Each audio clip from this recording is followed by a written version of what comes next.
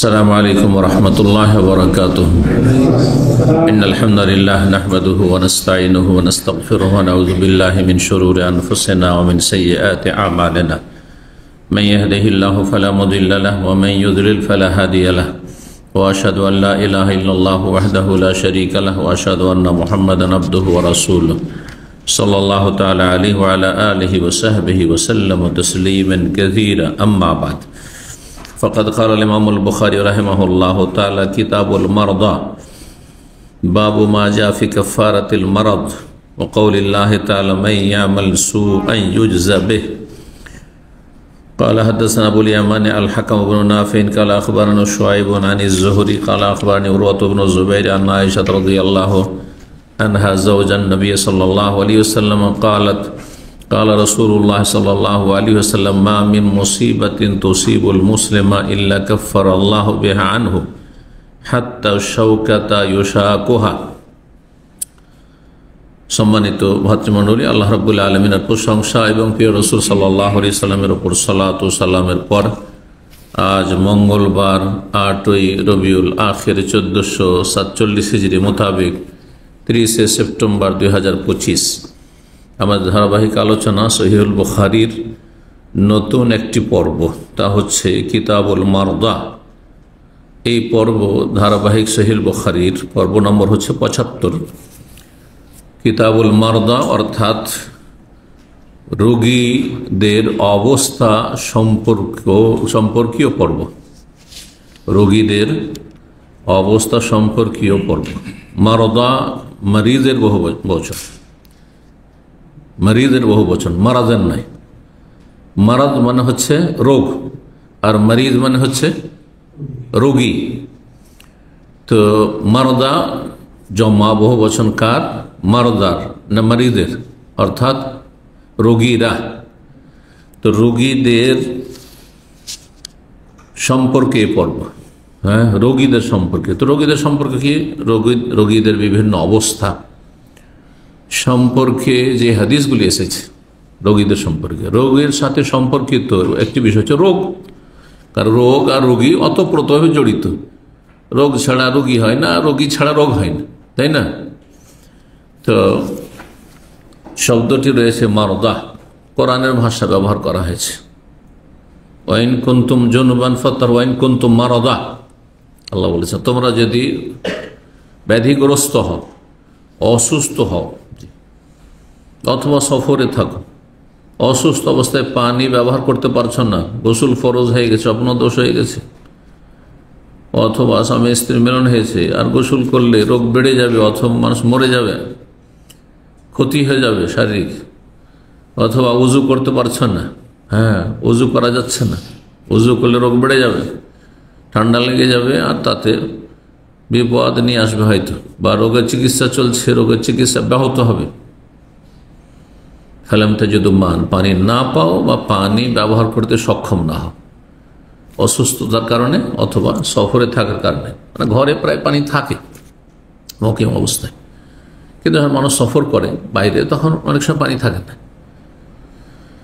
বিশেষ করে মরুভূমি দেশে বুঝতে পারছেন যে পানি যে এখানে কত বড় নিয়ামত, এই নিয়ামতটা বুঝতে পারছেন।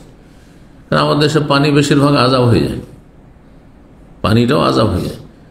এখান থেকে বোঝা যায় যতই ভালো জিনিস হোক, যদি পরিমাণ সীমাহীন হয়ে যায় তো সেটি আযাবে রূপান্তরিত হয়ে যায়, নিয়ামত কি হয়ে যায়? আযাব হয়ে যায়। তো পানির নিয়ামতটা এই আরব দেশে এসে আমরা বুঝতে পারছি। দেশে পানির গুরুত্ব মানুষ দেয় না, মানুষ খাবার ছাড়াও বাঁচতে পারে কিন্তু পানি ছাড়া বাঁচতে পারে না।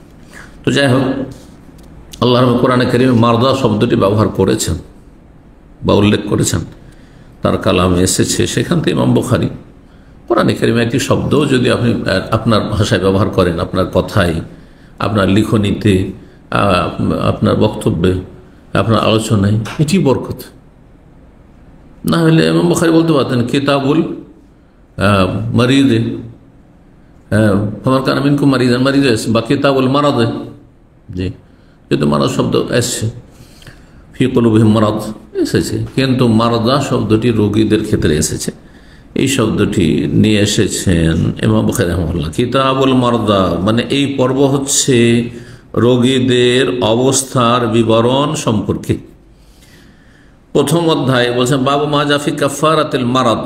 এই অধ্যায় হচ্ছে রোগের মাধ্যমে, মারাদ মানে রোগ, মারিজ মানে রোগী, আর মারাদ মানে রোগ, রোগের মাধ্যমে গুনার মোচন সম্পর্কে অধ্যায়। ব্যাধি বা রোগের কারণে মানুষের কি হয়? গুনার মোচন হয়, গুনার কাফারা মানে গুনার মোচন হয়, গুনাহ ঝরে পড়ে যায়। হ্যাঁ, গুনাহ মাফ হয়। গুনাহ থাকলে গুনাহ মাফ হয়।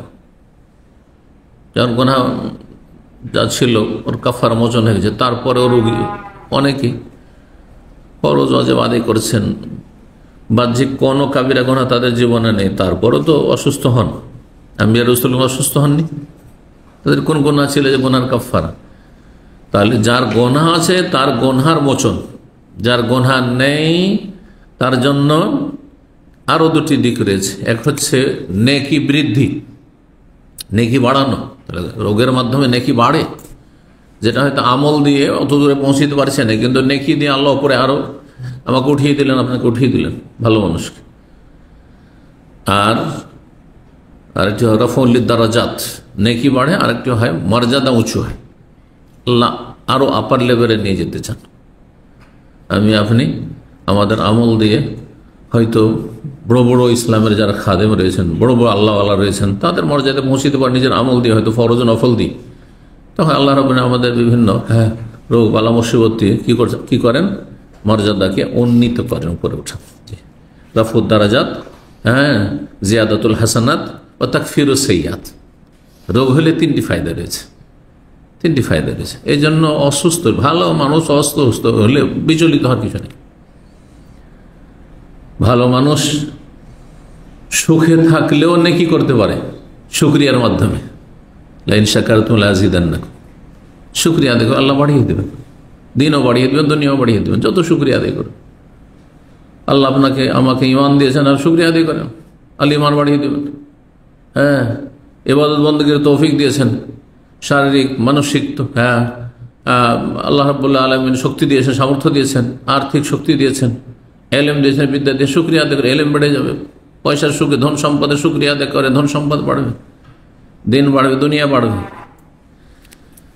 তো মুমিন বান্দার মানুষের দুটোই অবস্থা হতে পারে, হয় সুখেও তার নেকি, প্রতিদান আল্লাহর পক্ষ থেকে, শুকরিয়ার মাধ্যমে, শুকরিয়া ইবাদত, আল্লাহ শুকরিয়া আদায় করা, নুন খেয়ে গুণ গাওয়াই আল্লাহর ইবাদত। আর যদি বালা মুসিবত আসে, বিপদ আপদ আসে, শারীরিক হোক, মানসিক হোক, পারিবারিক হোক, আর্থিক হোক, যে কোনো রকম বালা মুসিবত হোক না কেন, তাতেও মুমিনের কোনো লস নেই, লাভ আর লাভ। আপনার ইমানের দুর্বলতার কারণে ভাবছেন যে আমি লস খেয়ে গেলাম, হয়তো কোনো লস নেই, কারণ তখন আপনি সবর করবেন না। সবরও ইবাদত, আর শুকরিয়ার ইবাদত হচ্ছে মিষ্ট, মজা লাগে, কিন্তু সবর ধৈর্যের ইবাদত কোনো তিতা খাবারের মতো, তিতা পানীয়র মতো। ভালা মুসিবতে কষ্ট হচ্ছে, তারপর ধৈর্য ধরা, এটা তিক্ত না, কষ্ট না? তো ইবাদত এই জন্য ইন্নাল্লাহ মা সাবিরিন, যদিও শাকিরের সাথে আল্লাহ আছেন, কিন্তু সাবিরিন, সবরের ফজিলত শুকরের চাইতে কম বলা হয়নি, বেশি বলা হয়েছে কোরআন হাদিসে। তো যে কোনো অবস্থায় আমাদেরকে শুকরিয়া আদায় করতে হবে। আচ্ছা, যখন রোগী সম্পর্কে এই পর্ব, রোগ কত প্রকার দেখি আপনাদের এলমের পরীক্ষা দেখি, মাশাআল্লাহ। রোগ কত প্রকার? 1, 2, 3।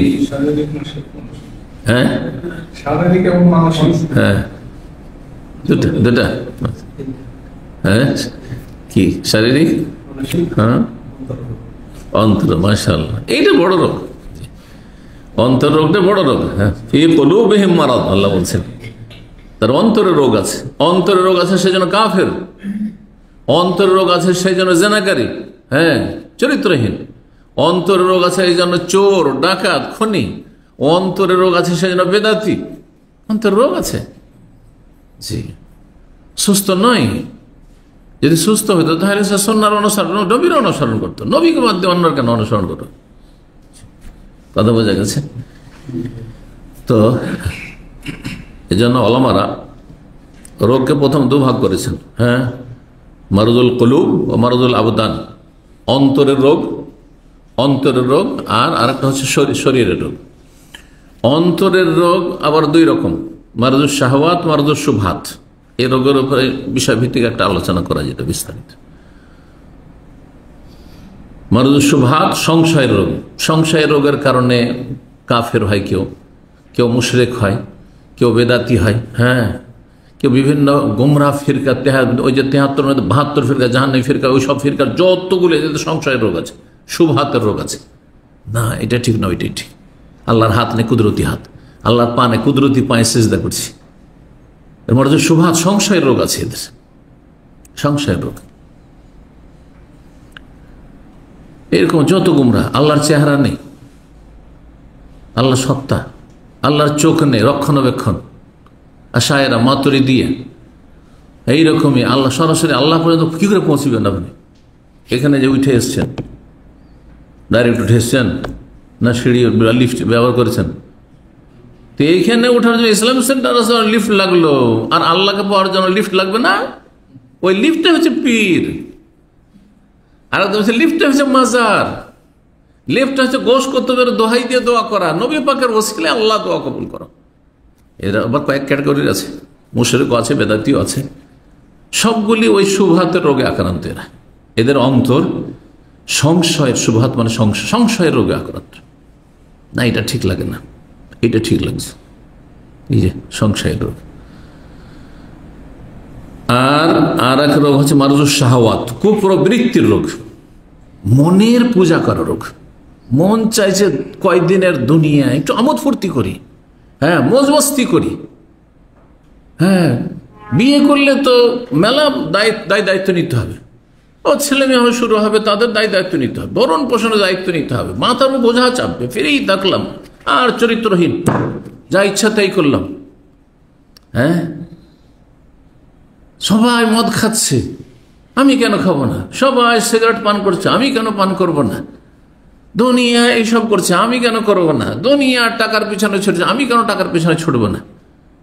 হ্যাঁ, হালাল এটা হারাম, এসব করলে তাহলে তো ওই যে এত টাকা খরচ করে সৌদি আরবে এসছি, কখন এই টাকা উঠাবো? মারুদু শাহওয়াত, মনের খারাপ চাহিদা, কামনা, বাসনা পূরণের রোগ।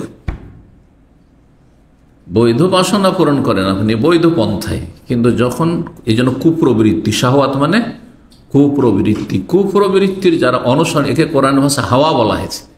হাওয়া মানে ঝুঁকে যাওয়া, ব্যালেন্স ঠিক থাকে না, আমি সোজা বসে আছি সোজা না, এটা হচ্ছে হাওয়া, ঝুঁকে যাওয়া। তো যারা বিভিন্ন পাপে জড়িয়ে আছে তারা ডানে অথবা নুয়ে গেছে, ঝুঁকে আছে, মারুদুস শাহওয়াত, কুপ্রবৃত্তির কাছে বন্দী হয়ে গেছে। যেমন জেলে বন্দীকে রাখা হয়, ওই যে বন্দী হয়ে গেছে, অভ্যাসের দাস, সে না হারাম ছাড়তে পারছে না, হারাম দেখা ছাড়তে পারছে না, ব্লু ফিল্ম, হ্যাঁ, হারাম শোনা, গান শোনা ছাড়তে পারছে না, বাজনা শোনা ছাড়তে পারছে না, হারাম খাওয়া ছাড়তে পারছে না, হারাম রোজগার ছাড়তে পারছে না, হারাম অভ্যাস ছাড়তে পারছে না, হস্তমৈথুন ছাড়তে পারছে না। শাহওয়াতের রোগী, মারুদুস শাহওয়াত, এই দুই রোগের কথাই কোরআনে কারিমে রয়েছে। তো সময় না বাড়িয়ে দিকে যাওয়ার চেষ্টা করি। তাহলে অন্তরের রোগ প্রথম দুই ভাগ করলাম, আর তারপরে একটি তার হলো অন্তর রোগ, হ্যাঁ, মারুদুল কুলুব। এই রোগ আবার দুই রকমের, তাই না? শাহওয়াত আর শুবহাত। এখন শারীরিক রোগ, শারীরিক রোগ দুই রকম, একটা হচ্ছে শরীরের রোগ আর একটা হচ্ছে মানসিক, মেন্টাল ডিজিজ, মানসিক অশান্তি, ডিপ্রেশন। দেখছেন শরীর দেখতে সুঠাম সুন্দর লাগছে, কিন্তু মনে শান্তি নেই, শান্তি নেই, টাকা পয়সার অভাব নেই, শরীরে কোনো রোগ ডাক্তার খুঁজে পাই না, কিন্তু শান্তি নেই, মানসিক রোগ। আল্লাহ হেফাজত করুন। তাহলে সমস্ত রোগ থেকে যদি মুক্ত থাকতে হয় তাহলে সেই পথ অবলম্বন করতে হবে। যে কোনো কিছুর কামনা করেন সে অনুযায়ী কাজ করতে হবে, তাই না? আপনারা এখানে এসেছেন যে ইসলামিক সেন্টারে যাবো, এটা প্রথম মনে কামনা, যখন কামনা হয়েছে সেটি কাম্য, তো সে অনুযায়ী হরকত করেছেন, তখন বরকত হয়েছে। বুঝতে পেরেছেন? তা আপনি শরীরকে সুস্থ রাখতে চাইলে আপনার কি করণীয় সেগুলি আপনাকে খেয়াল রাখতে হবে। এগুলো পার্থিব বিষয়গুলো শিখাবার প্রয়োজন নেই, আজকাল এগুলো বেশি জানছেন আপনারা, আর এরই বেশি গুরুত্ব দিয়েছেন। মানসিক শান্তি পাওয়ার জন্য, যাতে ডিপ্রেশন না আসে, দুশ্চিন্তা না আসে, সবসময় ফ্রি থাকি, হাসি খুশি থাকি, সুখ হোক আর দুঃখ হোক, রুগী হোক আর ভালো হোক আর মন্দ হোক, তাহলে তার জন্য কিছু করণীয় রয়েছে আর কিছু বর্জনীয় রয়েছে। বাদ দিতে হবে কিছু, আর কিছু করতে হবে মানসিক অবস্থা ভালো রাখার জন্য। আর অন্তরকে রোগমুক্ত রাখার জন্য কিছু করণীয় রয়েছে, যেগুলো ঈমানী করণীয়, ঈমান এবং তাকওয়া। ঈমান এবং তাকওয়া, তাওহীদ সুন্নাহর মাধ্যমে মারজুস শুবহাত দূর করবেন, আর তাকওয়ার মাধ্যমে মারজুস শাহওয়াত, কুপ্রবৃত্তির রোগ দূর করবেন আল্লাহ ভীরুতার মাধ্যমে। তো একটা বিস্তারিত বক্তব্যের ভূমিকা আপনাদের সামনে পেশ করে দিলাম, যেহেতু রোগ বা রোগী সম্পর্কে আজকে আলোচনা হচ্ছে। যদিও মূলত এখানে কোন রোগের আলোচনা করা হচ্ছে, শারীরিক বা মানসিক এই ধরনের রোগের কথা, এখানে মারদুল কুলুবের কথা উল্লেখ করা হয়নি। তো বলছেন বাউ মাজাফি কাফারাতুল মারদ, রোগের গুনাহমোচনের ক্ষেত্রে এই অধ্যায়। মহান আল্লাহ বলছেন সূরা নিসা আয়াত নম্বর 123, মাইয়ামাল সুআই ইউজজা বিহি, কোন ব্যক্তি যদি মন্দ কাজ করে, খারাপ আমল করে, পাপ করে, গুনাহ করে, ইউজজা বিহি, তাহলে তার প্রতিদান তাকে দেওয়া হবে, বদলা দেওয়া হবে। এটা সুনিশ্চিত। আপনি মন্দ করবেন, মন্দ পাবেন, বদলা পাবেন। ভালো করবেন, ভালাই পাবেন। আপনি মুখস্থ করেন, এটি কোরআনে কারীমের কথা। মান আমিলা সালিহান ফালিনাফসি, খুব ভালো কাজ করবে নিজের জন্য। আপনারা এখানে ভালো করছেন, দিন শেখার জন্য এসেছেন, আপনার কল্যাণে করলেন, আলহামদুলিল্লাহ, যেটা আপনার বেনিফিট আছে। কেউ মন্দ কাজ করছে বা কোনো সময় মন্দ কাজ করছেন, এর পরিণাম আপনাকে ভুগতে হবে। যদি দ্রুত তওবা করে নিয়ে আল্লাহর কাছে, আল্লাহর আযাব থেকে মুক্ত হয়ে যান, সেটা ভিন্ন বিষয়। না হলে গুনাহকে ছাড় দিলে, গুনার পথে এগিয়ে গেলে কিন্তু এর জন্য আপনাকে কষ্ট পোহাতে হবে। মাইয়ামাল সুআ ইউজজা বিহি, সুতরাং আপনি কোনো যখন পাপ করবেন তখন কি হবে, আপনি রোগে আক্রান্ত হবেন, শারীরিক অথবা মানসিক রোগে আক্রান্ত হবেন, অশান্তি হবে শারীরিক বা মানসিক। এর মাধ্যমে আল্লাহ আপনাকে পাপের ইউজজা বিহি, বদলা দিলেন, পাপের শাস্তি দিলেন। এ হচ্ছে আয়াতের সম্পর্ক, যে রোগ গুনহার কাফারা। 5640 নম্বর হাদিস বর্ণনা করছেন উরওয়া ইবনে জুবাইর রাদিয়াল্লাহু তাআলা আনহুমা, তার খালা মা আয়েশা রাদিয়াল্লাহু তাআলা আনহা, নবী সাল্লাল্লাহু আলাইহি ওয়াসাল্লাম সহধর্মিণী থেকে, কালা, তিনি বলেন, কালা রাসূলুল্লাহ সাল্লাল্লাহু আলাইহি ওয়াসাল্লাম, রাসূলুল্লাহ সাল্লাল্লাহু আলাইহি ওয়াসাল্লাম বলেছেন, মা মিন মুসিবাতিন, যে কোনো মুসিবত। তাই না, মুসিবত শব্দটি আরবি, কিন্তু আমরা মুসিবত হচ্ছে আরবিতে মাসিবাহ, গোলতা দিয়ে, তাই মরবুতা।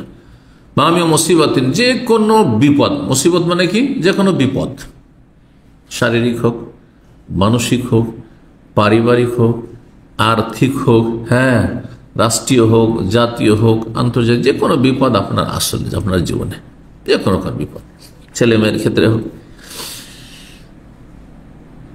মামি মুসিবতিন, যে কোনো বিপদ আপদ, তসিবুল মুসলিম, মুসলিমের উপর যদি আপতিত হয়, আসা বা ইউসিব মানে স্পর্শ করা, পৌঁছা, কোন মুসলিমের ওপর যদি বিপদ নেমে আসে, তো মুসলিমের লস নেই, কাফেরের লস আছে। আখেরাতে কিছু পাবে না, আর দুনিয়ার বালা মুসিবত আযাব।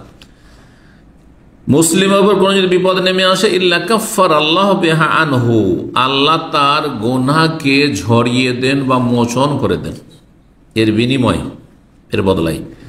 হাত্তা শৌকা, হাত্তা শৌকাতে পড়া যায়, হাত্তা হারফে জার করলে, হাত্তা শৌকা তো হারফে আত পড়ে হাত্তা শৌকা তো করা যায়।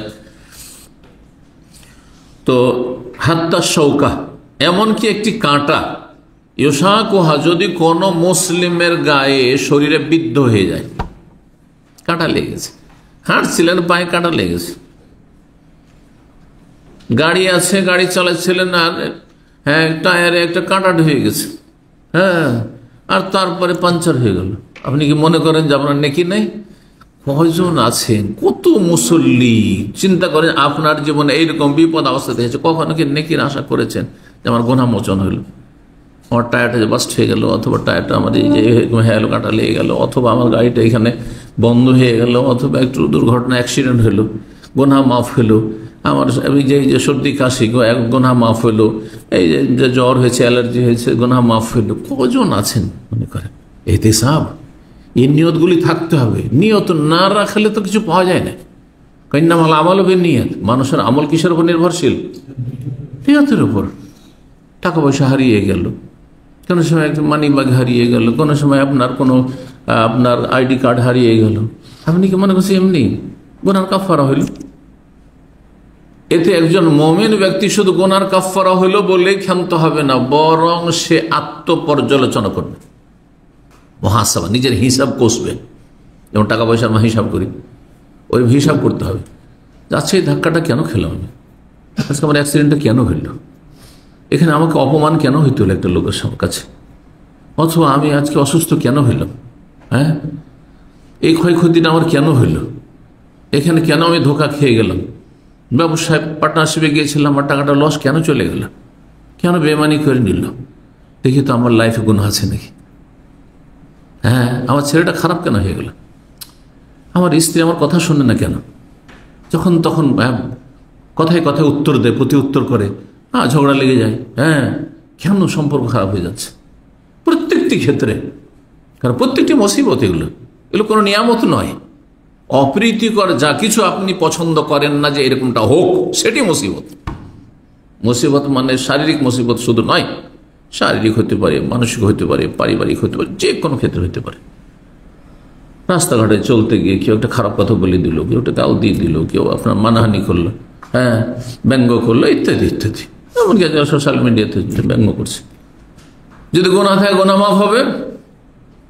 বিদআতীরা যে কোরআন সুন্নাহর আলেমদের অনেক সময় ব্যঙ্গচিত্র করছে, অনেক সময় উল্টো পাল্টা তাদের বিরুদ্ধে লিখছে, এগুলো সবসময় বেনিফিট। চিন্তা, বেনিফিট না হইলে আল্লাহ ইচ্ছা করলে রসুলের দুশমন থাকতো না, আম্বিয়াদের দুশমন থাকতো না দুনিয়াতে। আল্লাহ ইচ্ছা করলে সাহাবায়ে কেরামদের শত্রু থাকতো না। কেন সাহাবায়ে কেরামদের শত্রু পয়দা করেছেন? লক্ষ লক্ষ সাহাবায়ে কেরাম শত্রু। সাহাবায়ে কেরামদেরকে গাল দিচ্ছে, উম্মাহাতুল মুমিনদের জননী উম্মাহাতুল মুমিন নবীর বিবিগণকে গাল দিচ্ছে, কাফের বলছে, আউযু বিল্লাহ। এর মাধ্যমে কি হয়? ওই যে তিনটি বললাম ফায়দা। যার গুনাহ আছে গুনাহ মাফ, যার গুনাহ নাই জিয়াদাতুস হাসানাত, নেকি বাড়ছে। আর কি হচ্ছে? রফুদ দার, মর্যাদা উঁচা হচ্ছে। আল্লাহ রাব্বুল আলামিন সাহাবায়ে কেরামদের কাছাকাছি রাখবেন, নবীর কাছাকাছি রাখবেন, আম্বিয়া সিদ্দিকিন শুহাদাদের সাথে রাখবেন। হ্যাঁ, আমাদের আমল অতদূর পৌঁছিবে না। ধরেন আমাদের রোগ দিয়ে, আমাদের মানসিক পারিবারিক বিভিন্ন সমস্যা দিয়ে, আর্থিক কষ্ট দিয়ে, বিভিন্ন রকমের যে অশান্তিগুলো আছে, এগুলোর মাধ্যমে আল্লাহ পৌঁছাবে। তো কিন্তু নেকির নিয়ত থাকতে হবে। কি থাকতে হবে? বালা মুসিবত যা কিছু হচ্ছে, নেকির নিয়ত থাকতে হবে এবং নিজের হিসাব করতে হবে যে আগামীতে এমনটা না হয়। কে চান যে বারবার অ্যাক্সিডেন্ট হোক? কে চান যে বারবার আপনার টাকা পয়সা মার খাক, হ্যাঁ, ক্ষতিগ্রস্ত হন? কে চান যে আমার এরকম বারবার হারিয়ে যাক, আমার একামা হারিয়ে যাক, পাসপোর্ট হারিয়ে যাক? কেউ চাইবেন না, জীবনেও চাইবেন না। কেউ চান যে অপমানিত হই বারবার, হ্যাঁ, অপদস্থ হই। তাহলে কেন হচ্ছেন তলাশ করেন আপনি এবং সংশোধন করেন ফালে নাফসি, এতে আপনার কল্যাণ রয়েছে। আল্লাহ আমাদের সকলকে তৌফিক দান করেন। 5641 নম্বর এবং 5642 নম্বর হাদিস একসাথে এই জন্য নিয়ে এসছেন যে হাদিসের সনদ দুটি রয়েছে। সনদ দুটি রয়েছে, দুই সাহাবী বর্ণনা করেছেন এই একই হাদিস। আবু সাঈদ খুদরী রাদিয়াল্লাহু তাআলা আনহু বর্ণনা করেছেন এবং আবু হুরায়রা রাদিয়াল্লাহু তাআলা আনহু বর্ণনা করেছেন। ইমাম বুখারী ওস্তাদ আব্দুল্লাহ বিন মুহাম্মদ, তার ওস্তাদ আব্দুল মালিক বিন আমর, তার ওস্তাদ জুহাইর বিন মুহাম্মদ, তার ওস্তাদ হচ্ছে মোহাম্মদ ইবনে আমর ইবনে হালহালা, তার ওস্তাদ হচ্ছে আতা বিন ইয়াসার তাবেঈ, এবং তিনি বর্ণনা করেছেন আবু সাঈদ খুদরী থেকে, আবু হুরায়রা থেকে। তাহলে একজন তাবেঈ দুইজন সাহাবী থেকে বর্ণনা করে। যখন সাহাবী দুইজন হয়ে গেল, হাদিস দুটি হয়ে গেল। কথা বোঝা গেছে না? তো মুহাদ্দিসিনদের ভাষায় শুধু মতন মানে বিষয়বস্তুটিকে হাদিস বলা হয় না। হাদিসের দুটো অংশ আছে, একটি হচ্ছে সনদ আর একটি মতন। সনদ মানে বর্ণনাকারীদের সূত্র যেটি, আর মতন মানে যে বিষয়বস্তু নবী সাল্লাল্লাহু আলাইহি ওয়াসাল্লাম বলেছেন অথবা নবী সাল্লাল্লাহু আলাইহি ওয়াসাল্লাম করেছেন, কোনো একটি বিষয় বর্ণনা করা হয়েছে সেটি। তো বিষয়বস্তু একটি, কিন্তু বর্ণনাকারী সাহাবী দুইজন বর্ণনা করছেন। নবী সাল্লাল্লাহু আলাইহি ওয়াসাল্লাম বলেছেন, মা ইউসিবুল মুসলিমা মিন নাসাবিন ওয়ালা ওয়াসাবিন ওয়ালা হাম্মিন ওয়ালা হাজানিন ওয়ালা আযান ওয়ালা গাম। বলছে যে কোনো মুসলিম মের ওপর আপতিত হয় মিন নাসাবিন, কোনো ক্লান্তি, ক্লেশ, চন্ড ক্লান্ত হয়ে গেছে, ভেঙে পড়েছেন, একবার শরীর চলছে না, মাঝে মাঝে এরকমটা হয়ে যায়। ওয়ালা ওয়াসাব, ওয়াসাব মানে মারাদ, রোগ, অথবা কোনো রোগ। ওয়ালা হাম্মিন, কোনো উদ্বেগ, উৎকণ্ঠা। হাম, হাম মানে চিন্তা, ভয় ভয় ভয়ে ভয়ে চিন্তা যে হয়, অগ্রিম যে ভয় পায়, যে চিন্তা করে, এটাকে হাম বলা হয়, দুশ্চিন্তা। কি হবে যদি এমনটা হয়ে যায়, এটাকে ছাড় দিতে নেই। আর এই জন্য তকদিরের প্রতি ইমান যার যত বেশি শক্তিশালী, তকদির সম্পর্কে বুঝে, সে এইসব কষ্ট থেকে মুক্ত থাকবে। হঠাৎ করে আপনার কোম্পানিতে ছাঁটাই শুরু হয়েছে, যারা এতদিনের আছে বা এত বয়সের হয়ে গেছে, 40 পার হয়ে গেছে, এত বয়সে চলে এসছে, আর ওদেরকে সবকে ছাঁটাই করছে। সুতরাং আপনিও ওই বয়সে পৌঁছে গেছেন, অথবা আপনিও ভয় পাচ্ছেন যে একটু ছাঁটাই করছে, কখন যে আমার যে ছাঁটাই হইল, তখন দিলেন ঘুম হারাম করে আপনার। খানা আপনার পেরেশানি লেগেছে, খাবো কি আর চলবো কি করে, আর দেশে গিয়ে করবো কি না, ওইসব কেন চিন্তা করছেন আপনি? এই সুযোগ দিচ্ছেন কেন আপনি নিজেকে? ইস্তেরসাল, আপনি রশিটাকে ছাড়বেন না, আপনি টেনে ধরবেন না, ওইদিকে আমি চিন্তাই করবো না। আল্লাহ রাজ্জাক, রিজিক এখানেও দিচ্ছেন, সেখানে দেবেন, যেখানে রাখবেন সেখানে দেবেন। এখনই তো মরে যেতে পারি, এত চিন্তা করার কি আছে? যে এরা হ্যাঁ আমাকে রিজিক দেন, সেরাও ছেলে মেয়ে দেবেন, যদিও স্যার আর কচি কাছে আছে, নাবালক আছে, অসহায়, আল্লাহ তাদের সহায়। আমার চাইতে কম আল্লাহ দেখতে পারবেন নাকি? যে আমি বাঁচলেই শুধু তাদের দেখাশোনা হবে, আমি না বাঁচলে দেখাশোনা হবে না? ইচ্ছা তো ভালো করে হইতে পারে। আল্লাহ ইচ্ছা করলে বড় বড় মনীষী দেখবেন মুসলিমদের মাঝে, আর অমুসলিম, আমি অনেকের জীবনে পড়েছি, অমুসলিমদের দেখেছি, যে এরা বড় বড় মনীষী হয়েছে, বড় বড় ব্যক্তিত্ব এরা, দুনিয়ার দিনের, কেউ দিনের ক্ষেত্রে হিরো, কেউ দুনিয়ার ক্ষেত্রে হিরো। এতিম, বাপকে দেখেনি, অথবা বাল্য জীবনে বাবা মারা গেছে। রাসূলুল্লাহ সাল্লাল্লাহু আলাইহি ওয়াসাল্লাম থেকে শুরু করে, মূসা আলাইহিস সালাম থেকে শুরু করে, ইউসুফ আলাইহিস সালামের জীবনী, আর তারপরে অনেক অনেক অমুসলিম আছে, তাদের জীবনী, রাজা অথবা প্রভাবশালী কেউ ছিল, অথবা উচ্চশিক্ষিত হয়েছে, এখানে এরা সব ইয়ে ছিল, এতিম ছিল। আল্লাহ যাকে যেখানে পৌঁছাইতে চাইবেন ওখানে পৌঁছেই যাবে, কারণ রব যেটা চেয়েছেন সেটা হবে। ওমা তাশাউনা ইল্লা ইয়াশা আল্লাহ রাব্বুল আলামিন, আল্লাহ যেটা চায় সেটাই হবে। মাশা আল্লাহ কান ওয়া লাম ইয়াশা লাম ইয়াকুন, নবী সাল্লাল্লাহু আলাইহি ওয়াসাল্লাম, আল্লাহ যেটা চান সেটাই হয়, আর আল্লাহ যেটা চান না সেটা সারা দুনিয়া যদি আমরা লেগে থাকি তবু হবে না, হবে না। যার কিন্তু কর্ম করতে হবে, যতক্ষণ বেঁচে আছি কর্ম করব, বেঁচে নাই তখন আমার কাজ শেষ, ইনকাতা নাহমালহু। কিন্তু রবের কাজ বাকি আছে, আল হাইয়ুল কাইয়ুম আছেন, চিরঞ্জীব তিনি। ওয়ালা হাম্মিন, হাম্মিন মানে তাহলে দুশ্চিন্তা বা উদ্বেগ, উৎকণ্ঠা। ওয়ালা হাজানিন, হাজান মানে হচ্ছে বলতে পারেন যখন উদ্বেগ আর উৎকণ্ঠা বললেন, উদ্বিগ্ন হওয়া, এটা বললাম হাম, তাহলে হাজান হচ্ছে কি চিন্তা। কিন্তু হাজান আর হামে পার্থক্য করেছে, ফালা খাউফুন আলাইহিম ওয়ালা হুম ইয়াহজানুন। হুজন যখন দেখছেন যে বিপদ নিশ্চিত, বিপদ নেমে এসেছে, আর তারপরে যে অবস্থাটা, পরিস্থিতি তৈরি হয় আপনার আমার, ওইটাকে হুজন বলা হয়। কিন্তু বিপদ আসার আগেই আপনি চিন্তায় এমন নিমগ্ন হয়েছেন যে আপনি মানসিক অসুস্থ হয়ে গেছেন আগে থেকে, অথচ এমন কোনো কিছু এখনো নাই, তাই না? তো ওটাকে হাম বলা হয়। আগে থেকে ভয় পেয়ে, এত ভয় পেয়েছেন যে আগে আপনাকে কি উদ্বিগ্ন হয়ে পড়েছেন, আপনি উদ্বেগ, উৎকণ্ঠা আপনাকে আক্রান্ত করেছে। তো তাহলে হাজান মানে হচ্ছে দুশ্চিন্তা, চিন্তা সহজ ভাষায়। ওয়ালা আজান, অথবা কোনো কষ্ট, আজান শারীরিক মানসিক কোনো কষ্ট, কেউ কথার কষ্ট দিল, শারীরিক কোনো কষ্ট হইল, অসুস্থ হয়ে পড়লেন, হ্যাঁ অপারেশন হয়ে গেল ইত্যাদি, অঙ্গহানি হইল, দুর্ঘটনার শিকার হইল, আজান কষ্ট। ওয়ালা গাম্মিন, অথবা কোনো শোক,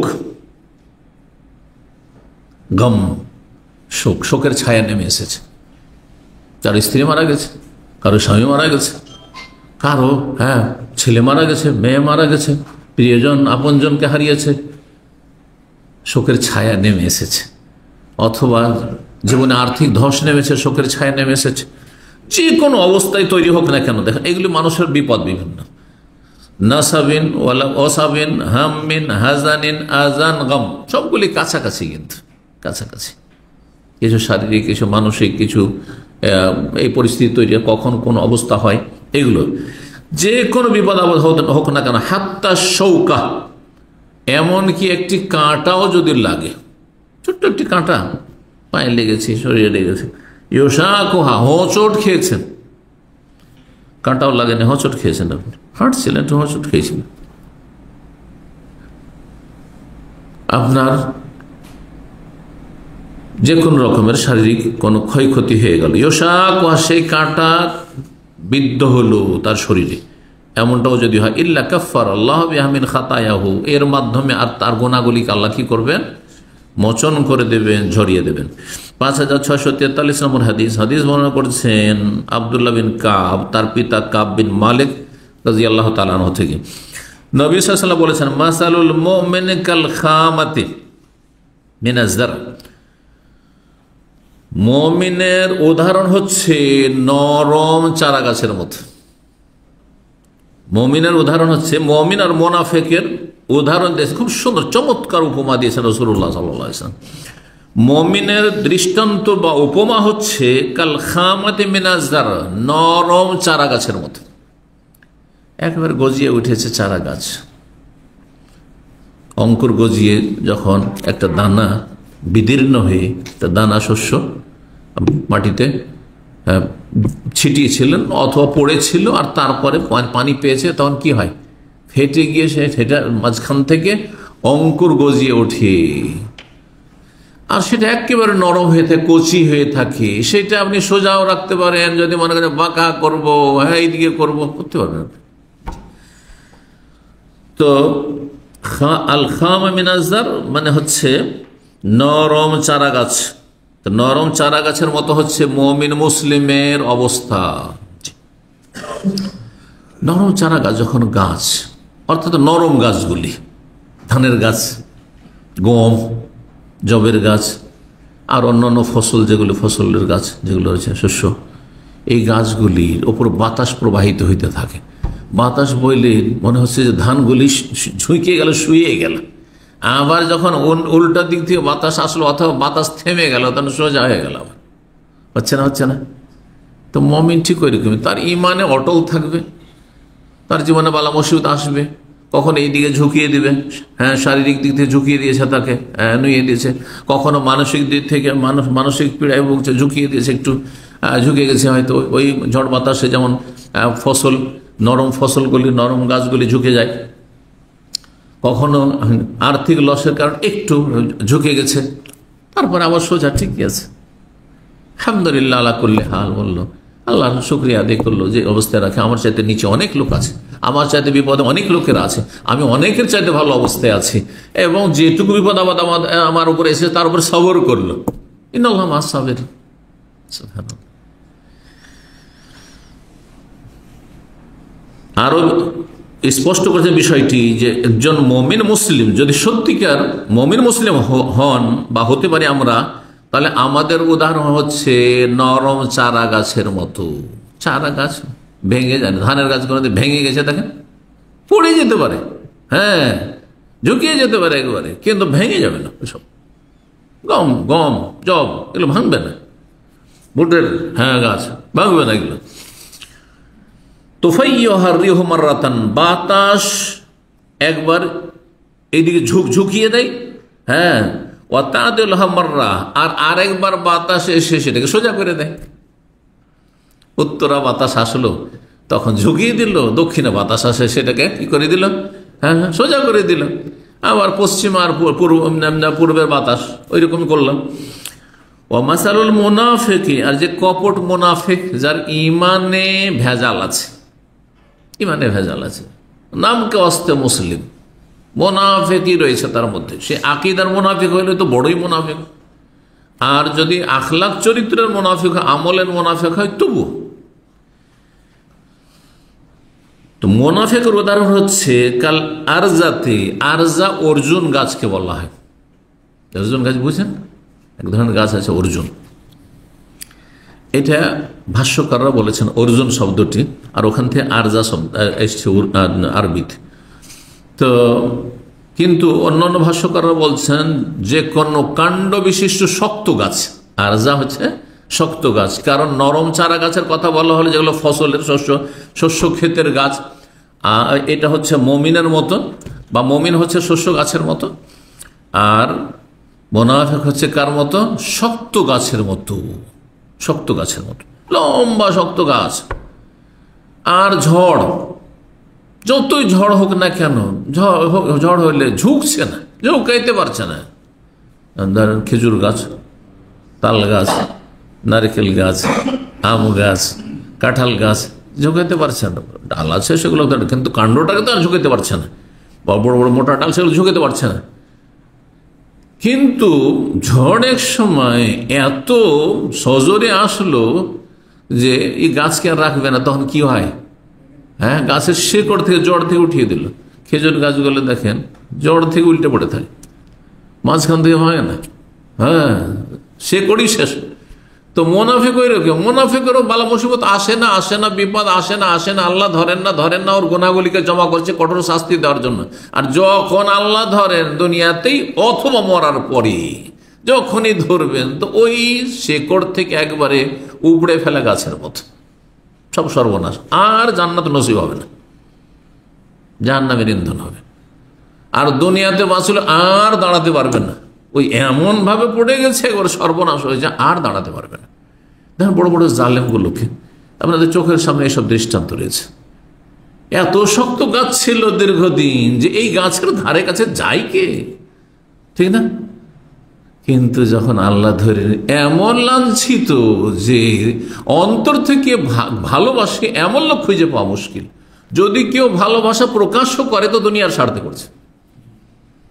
কত ঘৃণা তাদের ক্ষেত্রে আল্লাহ মানুষের অন্তরে সৃষ্টি করে দিয়েছেন, যে আল্লাহ অন্তরের মালিক। এরা হচ্ছে বেঈমান, এরা হচ্ছে মুনাফিক চরিত্রের। হ্যাঁ, মানুষের অন্তরে তাদের ঘৃণা, এবং তাদের বিপদ আসে না। অনেক সময় মানুষ ফেরাউন, কারুন, হামান, এই ধরনের যুগে আবু জাহাল, এদের জুলম অত্যাচার যখন যুগে যুগে এরকম জালেমগুলো জুলম অত্যাচার চলতে থেকেছে, তখন অনেক মানুষ হতাশাগ্রস্ত। আল্লাহ কি এদেরকে ধরবেন না? ধরেন না, এত এরা সীমা লঙ্ঘন করছে, এত জুলম অত্যাচার, ধরেন না। যখন ধরেন লামিউ ফেলে তো ছাড়েন না আল্লাহ, অন্য হাদিস যেমন রয়েছে, তখন আর ছাড়াছাড়ি নেই, জি, কঠোরভাবে ধরেন। কিন্তু মুমিনকে আল্লাহ কঠোরভাবে ধরেন না। এই জন্য আমার একটি রোগের ওপরে মেলা আলোচনা আমার আছে, 3টি আলোচনা রোগের ওপর তো খুব গুরুত্বপূর্ণ রয়েছে, বিষয়ভিত্তিক। তো আমি ওই সব আলোচনাতে বলেছি, দেখেন অল্প স্বল্প রোগ হওয়াটা এটা নিয়ামত। যেই রোগগুলি দুরারোগ্য নয়, মানে ওর চিকিৎসা নেই এমন নয়, চিকিৎসা আছে, মাঝে মাঝে 2 দিন 3 দিন অসুস্থ হইলেন, ভালো হয়ে গেলেন, আবার হ্যাঁ একেবারে পড়ে গেলেন না, আপনি সর্বনাশ হয়ে গেল না, এটা নিয়ামত। এর মাধ্যমে অনেক বেনিফিট আছে। 3টি বেনিফিট বললামই আজকে শুরুতে, তাই না? কোন রোগটি আযাব, অথবা কোন রোগ আপনার ঈমান দুর্বল। আজকালকার অধিকাংশ আমাদের ঈমান দুর্বল, আর আমাদের উপর যদি বড় ধরনের রোগ এমন চলে আসে যে তখন হয়তো আর সামলাতে পারছি না। এই জন্য নবী সাল্লাল্লাহু আলাইহি ওয়াসাল্লামের দোয়াতে এই কথা নেই যে আল্লাহ যেন কোনোদিন অসুস্থ না হই। দোয়া যে শিখেছে, আল্লাহুম্মা ইন্নী আউযু বিকা মিনাল বারাসে ওয়াল জুনুনে ওয়াল জুযামে ওয়া মিন সাইয়্যিল আসকাম। আল্লাহুম্মা ইন্নী আউযু বিকা, বা ইন্নী আউযু মিনাল বারাস, শ্বেতরোগ। শ্বেতরোগ দেখতে খারাপ লাগে, শরীর সাদা সাদা হয়ে যাচ্ছে, দেখতে মানুষের আশেপাশের লোকের উপর অরুচি হবে। হ্যাঁ, অনেক সময় অবিবাহিত হলে বিবাহ করতে দিতে চাইবে না কেউ, অবিবাহিতা হলে বিয়ে করতে চাইবে না কোনো মেয়েকে, শ্বেতরোগ। তারপর এই সাধারণত এই রোগগুলি ছোঁয়াচেও হইতে পারে। তো যাই হোক, বিভিন্ন কারণে শ্বেতরোগ থেকে আশ্রয়। আর ওর জনুন, পাগল হওয়া, কারণ পাগল হওয়া একেবারে পাগল হয়ে গেল, সুবহানাল্লাহ, জীবনে কোনো কিছুই থাকলো না, তার পাগলের কোনো সংকল্পই নেই, জীবনটা বেকার হয়ে গেল। ওল জুজাম কুষ্ঠরোগ পচে গিয়ে শরীর সরে সরে পড়ছে, কুষ্ঠরোগ। জুজাম অমিন সাইয়িল আসকাম, আর মন্দ রোগের থেকে আশ্রয় চাইছে, মন্দ রোগ থেকে আশ্রয় চাইছে। তাহলে সাইয়ুন বলা হয়েছে, তাহলে বোঝা গেল যে সাইয়ুল আসকাম থেকে যখন আশ্রয় নবী যখন শিখিয়েছেন, তাহলে বোঝা যাচ্ছে কিছু আছে হাসানুল আসকাম। সাইয়ুনের বিপরীত কি? হাসান, ভালো রোগ। এই জন্য বলি কিছু মাঝে মাঝে সর্দি হওয়া, মাঝে মাঝে একটু অ্যালার্জি হওয়া, মাঝে মাঝে একটু সামান্য কিছু রোগ হলো, শারীরিক মানসিক একটু অশান্তি হলো, এতেও লাভ আছে, নেকি বাড়লো, মর্যাদা উঁচা হইলো। আর যদি কাবিরা সাগিরা থাকে সেগুলি মাফ হইলো। আর কত না কাবিরা সাগিরা আমাদের জীবনে আছে, আল্লাহ মাফ করুন এবং আল্লাহ রাব্বুল গুনাহমুক্ত জীবন গড়ার তৌফিক দান করুন। 5644 নম্বর হাদিস। না, হাদিসটা তো শেষ হয়নি, তাই না? মুনাফিকের উদাহরণ হচ্ছে কিসের মতো? তাহলে শক্ত কাণ্ড বিশিষ্ট গাছের মতো, শক্ত গাছের মতো, শক্ত গাছের মতো। লা তাজালু হাত্তা ইয়াকুনা ইনজিয়াফুহু মাররাতুন ওয়াহিদা, এই শক্ত গাছ দাঁড়িয়ে থাকে, সোজা হয়ে থাকে, হ্যাঁ, ওকে ঝোঁকাতে পারেন না বাতাসে, কিন্তু এই গাছ কখন শেষ হয়ে যায়? হাতে এখন ইনজিয়াফুহু মাররাতুন ওয়াহিদা, এই গাছ সব শেকড় থেকে উপড়ে যায় কখন? যখন প্রচন্ড বেগে ঝড়ের আঘাত হয়, তখন একবারে শিকড় থেকে বা জড় থেকে উপড়ে গেল, এইরকম হয়ে যায়। ঠিক মুনাফিকও এরকম, আল্লাহ ধরেন না, যখন ধরলো সব সর্বনাশ। যারা বিভিন্ন পাপ করে, হ্যাঁ, টাকা পয়সার পাহাড় পর্বত তৈরি করে নিয়েছে, বা সুদি কারবার, হারাম রোজগার, বা দেশের সম্পদ লুটপাট করেছে, এদের উপর আল্লাহর মায়ের আসে না। আর এমন মায়ের আসলো যে এদের জীবনে কোনো শান্তি নেই, স্ত্রীকে নিয়ে শান্তি নেই, স্ত্রী অন্যের সাথে লিভ টুগেদার করে, আউযুবিল্লাহ, এদের জীবনে অশান্তির শেষ নাই, জাহান্নামে বাস করছে না।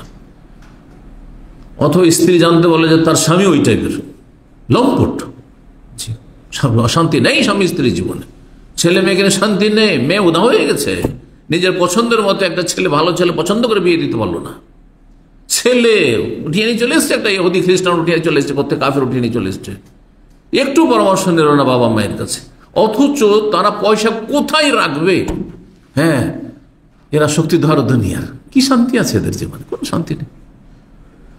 তো মুনাফিকদের এইভাবে আল্লাহ ধরে থাকেন। 5644 নম্বর হাদিস বর্ণনা করেছেন আবু হুরায়রা রাদিয়াল্লাহু তাআলা আনহু। ওই হাদিসটি আগের হাদিস আব্দুল্লাহ বিন কাব, এই হাদিস আগেরই হাদিস, কিন্তু কিছু পার্থক্য, শব্দের পার্থক্যের সাথে রয়েছে। আবু হুরায়রা রাদিয়াল্লাহু তাআলা আনহু বর্ণনা করে বলছেন যে রাসূলুল্লাহ সাল্লাল্লাহু আলাইহি ওয়াসাল্লাম বলেছেন, মাসালুল মুমিন কামাসালিল খামাতি মিনাজ জার, মুমিনের উদাহরণ হচ্ছে নরম চারা গাছের মতো।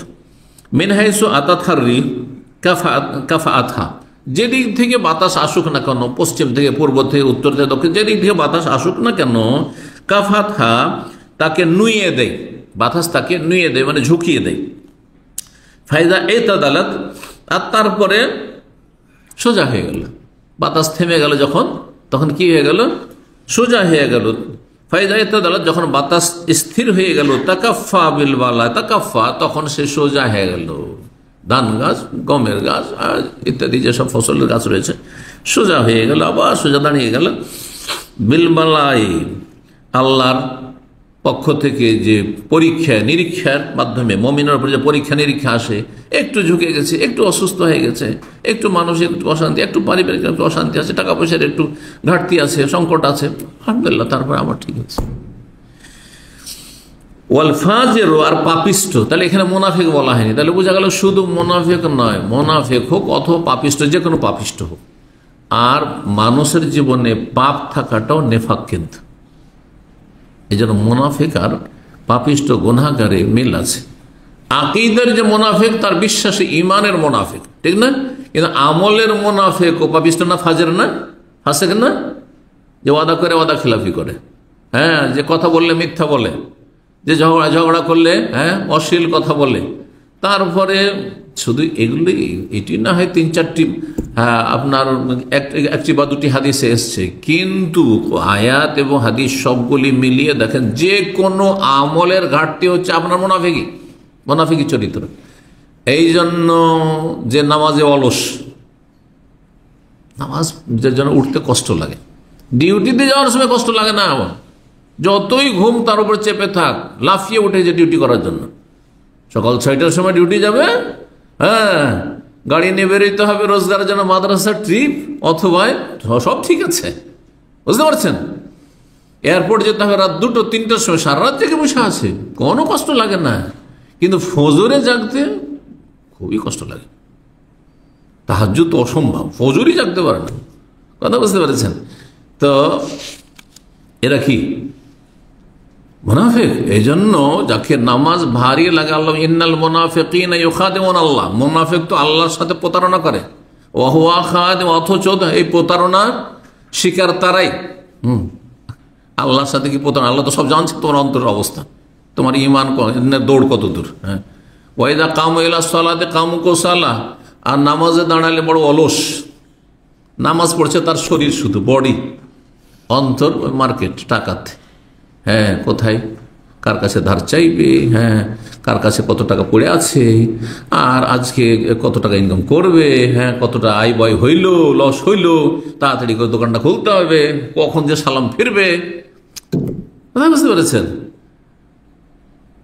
কামকুসালা, নামাজে দাঁড়াইলো, বেনামাজি নয়, বেনামাজি তো কাফের হয়ে যায়, কিন্তু নামাজ যদি পড়েন আর অলসতা, শুধু শরীরের নামাজ পড়ছে, বডিটা মসজিদে এসে, অন্তর আসে নাই, এটা হচ্ছে মুনাফিক। মুনাফিকদের সম্পর্কে আল্লাহ বলছে, মুনাফিকদের এগুলো চরিত্র, কামকুসা ইউরাউনান নাস, নামাজ পড়ে আসলে লোক দেখান না। এই জন্য একা থাকলে একবারে মুরগির ঠোকর মারে, হ্যাঁ, খাটাখাট সেজদা একবার, জি। আর যদি লোকজন দেখে, বিশিষ্ট জন দেখছে, তখন অ্যাক্টিভ হয়ে যায়, একটু ভালো করে নামাজ পড়ে, নামাজের কোয়ালিটি ভালো। শ্বশুর বাড়ি গেলে নামাজ পড়ে, কারণ শ্বশুর মুসল্লি সেই জন্য। বাপ মুসল্লি, বাপের সামনে নামাজ পড়ে, কথা বুঝতে পেরেছেন। বিয়ে করার জন্য, হ্যাঁ, দিনী ভাই হয়ে যায়, আজকাল এরকম দিনী ভাই অনেক হয়েছে। ভালো একটা মেয়ে খুব পছন্দ হয়েছে, মেয়েটা খুব প্র্যাকটিসিং দিনদার, তখন আসলে বেনামাজি অথবা বদ্দিন, বেদাতি, কিন্তু না না আমি সহি আকিদার লোক, মুনাফিক, মুনাফিকরা, জি। ইউরাউনান নাস ওয়া লা ইয়াযকুরুনাল্লাহ ইল্লা কালিলা, যারা লোক দেখানো নামাজ পড়ে, সামান্য আল্লাহকে স্মরণ করে, তাহলে আল্লাহকে স্মরণ করে না এমন কথা নেই, সামান্য নামকে ওয়াস্তে নামাজ পড়ে, এরা মুনাফিক। যে কোনো আমলে যদি আপনার ঘাটতি থাকে, এটা নেফাক থেকে, কারণ আপনি দাবি করছেন মুসলিম, মমিন, আর ইমান ইসলামের পরিপন্থী কাজ হচ্ছে পাপ, তা আপনি পাপ কি করে করছেন? আপনার জীবন বিপরীতমুখী হওয়া, আর একটি ভাষায় শোনেন, আপনার জীবন যদি বিপরীতমুখী হয় তো এটি নেফাক, কপটতা। এদিকে আপনি মুসলিম, এদিকে আপনি আহলুল হাদিস, এদিকে আপনি সহি আকীদা বলছেন, আমি আল্লাহ রসুলকে ভালোবাসি, ইসলামকে ভালোবাসি, কোরআনকে ভালোবাসি, আর এদিকে আপনি নোংরা ছবি দেখছেন, মহিলাদের তাকাইতে আপনি কোনো ব্যাপার লাগে না, আর অশ্লীল কথা কাজে আপনি কোনো লাগে না, হারাম রোজার করতে কোনো কিছু বাধা লাগে না, মানুষের হক নষ্ট করতে কোনো রকমের বিবেকে ইমানে বাধা দেয় না। বৈপরীত্য, বিপরীতমুখী জীবন হচ্ছে মুনাফিকি জীবন। এই জন্য মুসলিম জীবনে যথাসাধ্য পাপ থেকে মুক্ত হইতে, আপনাকে যখনই আপনি সজাগ থাকবেন যে আমি একজন মুসলিম, মুমিন, আল্লাহ রসুলকে ভালোবাসি, ইসলামকে ভালোবাসি, কোরআনকে ভালোবাসি, আমার পাপ কেন হবে? এটা তো আমার নেফাক হয়ে যাচ্ছে। আপনি নিজেকে বলেন আমি মুনাফিক, আপনাকে কেন অন্যকে বলবে? আমি মুনাফিক হয়ে যাচ্ছি তো। যেমন সাহাবী এসে বলছেন ইয়া রাসূল নাফাকা হানজালা, তো হানজালা মুনাফিক হয়ে গেছে, কারণ আপনার সামনে থাকলে জান্নাত দেখতে পায়, জাহান্নাম দেখতে পায় মনে হচ্ছে, আর বাড়ি গেল তো ভুলে যায়। তাহলে তো এইরকম যে অবস্থার পরিবর্তন হচ্ছে, এটা তো আমার মুনাফিক হয়ে যাচ্ছে মনে হচ্ছে। কত ভয় ছিল তাদের। উমর রাদিয়াল্লাহু তাআলা আনহু বারবার করে অনুরোধ করতেন একে হুযায়ফাকে, কারণ হুযায়ফা গোপন অনেক কিছু নবী সাল্লাল্লাহু আলাইহি ওয়াসাল্লাম থেকে জানতেন, সে সাহেব সির রাসূলুল্লাহ সাল্লাল্লাহু আলাইহি ওয়াসাল্লাম। হুযায়ফা, তোমাকে আল্লাহর কসম দিয়ে বলছে, তুমি বলো যে নবী সাল্লাল্লাহু আলাইহি ওয়াসাল্লাম যে মদিনার মুনাফিকদের লিস্ট তোমাকে বলেছেন, অমুক অমুক অমুক অমুক মুনাফিক, তো আমার নামটা কি ওই লিস্টে আছে নাকি? আল্লাহু আকবার, কত ভয় যদি এমনটা থাকে তাহলে আমি নিজে সংশোধনের চেষ্টা করব। তো এই জন্য বিপরীতমুখী মুসলিম হবেন না। এদিকে আপনি ভালোও করছেন আবার কালোও করছেন, কেন? সংশোধন করে আসেন, পরিষ্কার হন, আল্লাহ বুঝার তৌফিক দান করেন। তো বলছেন মুমিনের উদাহরণ হচ্ছে কামাসালিল খামাতি মিনাজ্জারে, হয়ে গেছে। ওয়াল ফাজিরু, পাপিষ্ট হচ্ছে কেমন? কাল আরজাতে, শক্ত গাছের মতো। শক্ত গাছ, শক্ত মাটির, শক্ত ভূমির শক্ত গাছ, সাম্মা, গাছও শক্ত, গাছের কাণ্ডও শক্ত, আর গাছটি কোথায় অবস্থিত? শক্ত ভূমিতে। কারণ বেলে মাটির যদি গাছ হয় তো মাটি তো ভুসভুসে হয়ে আছে, তো একটুতে তো ইয়ে হয়ে যাবে, তাই না? একটু গাছ উপড়ে যাবে। কিন্তু শক্ত যদি ভূমি থাকে, শক্ত মাটি, এঁটেল মাটি, আর শেকড় একবারে অনেক নিচ পর্যন্ত আছে, সেই গাছ কি সহজে উপড়ে? তো মুনাফিকদের উপর বালা মুসিবত আসে না, বিপদ আপদ আসে না, আল্লাহ পাকড়াও করেন না, সাজা শাস্তি দেন না, করতে করতে করতে ও কি নির্ভীক হয়ে যায়, তখন আর ভয়টাই থাকে না, একেবারে পাপে ডুবে যায়। তখন আল্লাহ হঠাৎ করে এমন ধরেন যে ওই শক্ত ভূমির ওই মোটা শক্তিশালী গাছও কি হয়ে যায়, জড় থেকে উপড়ে যায়। মানে আল্লাহ তখন ওই জালেম পাপিষ্টকে ধ্বংস করেন। ওয়াল ফাজির, পাপিষ্ট হচ্ছে কাল আরজা, শক্ত গাছের মতো, সাম্মা, শক্ত ভূমির, মুতাদিলাতান, সোজা হয়ে দাঁড়িয়ে রয়েছে গাছ। হাত্তা ইয়াকসিমাহা আল্লাহু ইযা শা, যখন আল্লাহ চাইবেন তখন সেই শক্ত ভূমির শক্ত গাছকে আল্লাহ কি করবেন? শেকড় থেকে, জড় থেকে উঠিয়ে ফেলবেন, তাসামা মানে চূর্ণ বিচ্ছন্ন করা। 5645 নম্বর হাদিস বর্ণনা করছেন আবুল হুবাব। তিনি বলছেন, আমি আবু হুরায়রা রাদিয়াল্লাহু তাআলা আনহু বলতে শুনেছি, তিনি বলেন, মান ইউরিদিল্লাহু বিহি খায়রান, আল্লাহ যদি কারোর সাথে মঙ্গলের ইচ্ছা করেন, আল্লাহ যদি কারোর সাথে ভালো ইচ্ছা করেন, যে তোমার ভালো করতে চাই, তাহলে কি করেন? ইউসিব মিনহু, তাহলে আল্লাহ তাকে বিপদগ্রস্ত করেন। মাঝে মাঝে বালা মুসিবত আসা, মুসিবত, বিপদ, অসুস্থতা আসা, মানসিক, শারীরিক অথবা পারিবারিক, আর্থিক কোন সংকট, অভাব আসা, এটি আল্লাহর পক্ষ থেকে আপনার আমার জন্য করলেন। চিন্তা করুন, আমরা আপন আপন জায়গা থেকে আমাকে যে অবস্থায় রেখেছেন, আলহামদুলিল্লাহ, এইটি আল্লাহ বেশি জানছে যে এইটা আমার ঈমান রক্ষার জন্য, আমার এই দাওয়ার ময়দানে নিয়োজিত থাকার জন্য, আমার নেকির পথে থাকার জন্য, অনেক গুনাহ থেকে বেঁচে থাকার জন্য, এটা আমার জন্য সহযোগী, উপকারী। পক্ষান্তর আমাকে যদি আল্লাহ ধনকূপ করে দিতেন, কোটি কোটি টাকার মালিক করে দিতেন, সারা দুনিয়া আমি মুহূর্তের মধ্যে যেখানে ইচ্ছা সেখানে চলে যেতে পারবো, দুনিয়ার সমস্ত দেশের ভিসা আমার কাছে থাকবে, অথবা আমি একজন বড় নেতা হয়ে গেলাম, হয়তো আমার নেতৃত্ব, আমার পয়সা আমাকে গোমরাহ করে দিতে পারে, পাপে ডুবিয়ে দিতে পারে, কমপক্ষে আমার দাওয়ার ময়দান থেকে সরিয়ে দেবে। আর কেন আমি দাওয়াতে কাজ করবো এরকম পাবন্দির সাথে? আমি যেখানে দুনিয়ায় ফিরিয়ে ফিরে বেড়াতে পারছি। কথা বুঝতে পেরেছেন? আমি আমার জীবনের কথা বলি, তা মাঝে মাঝে আমি কথাটি স্মরণ করি যে এমন কিছু চান্স আমার কাছে এসে সৌদি আরবে, যেগুলো দাওয়া সেন্টারের বাইরে চাকরি, সরকারি চাকরি, কোর্টে, দামামের বড় কোর্টে চাকরির জন্য আমাকে নেবেই তারা, বড় কাজী যিনি প্রধান বিচারপতি নেবেই আমাকে, কারণ আমার কাছে 4টা ভাষা। আর এই এমন 4টা ভাষা, যে ভাষাগুলি কয়েকটা দেশকে কভার করে, কারণ হিন্দি দিয়ে নেপালও চলবে, ইন্ডিয়াও চলবে, পাকিস্তান, উর্দু, হিন্দিও জানি আলহামদুলিল্লাহ, উর্দুও জানি, আবার কিছুটা ফার্সিও জানি।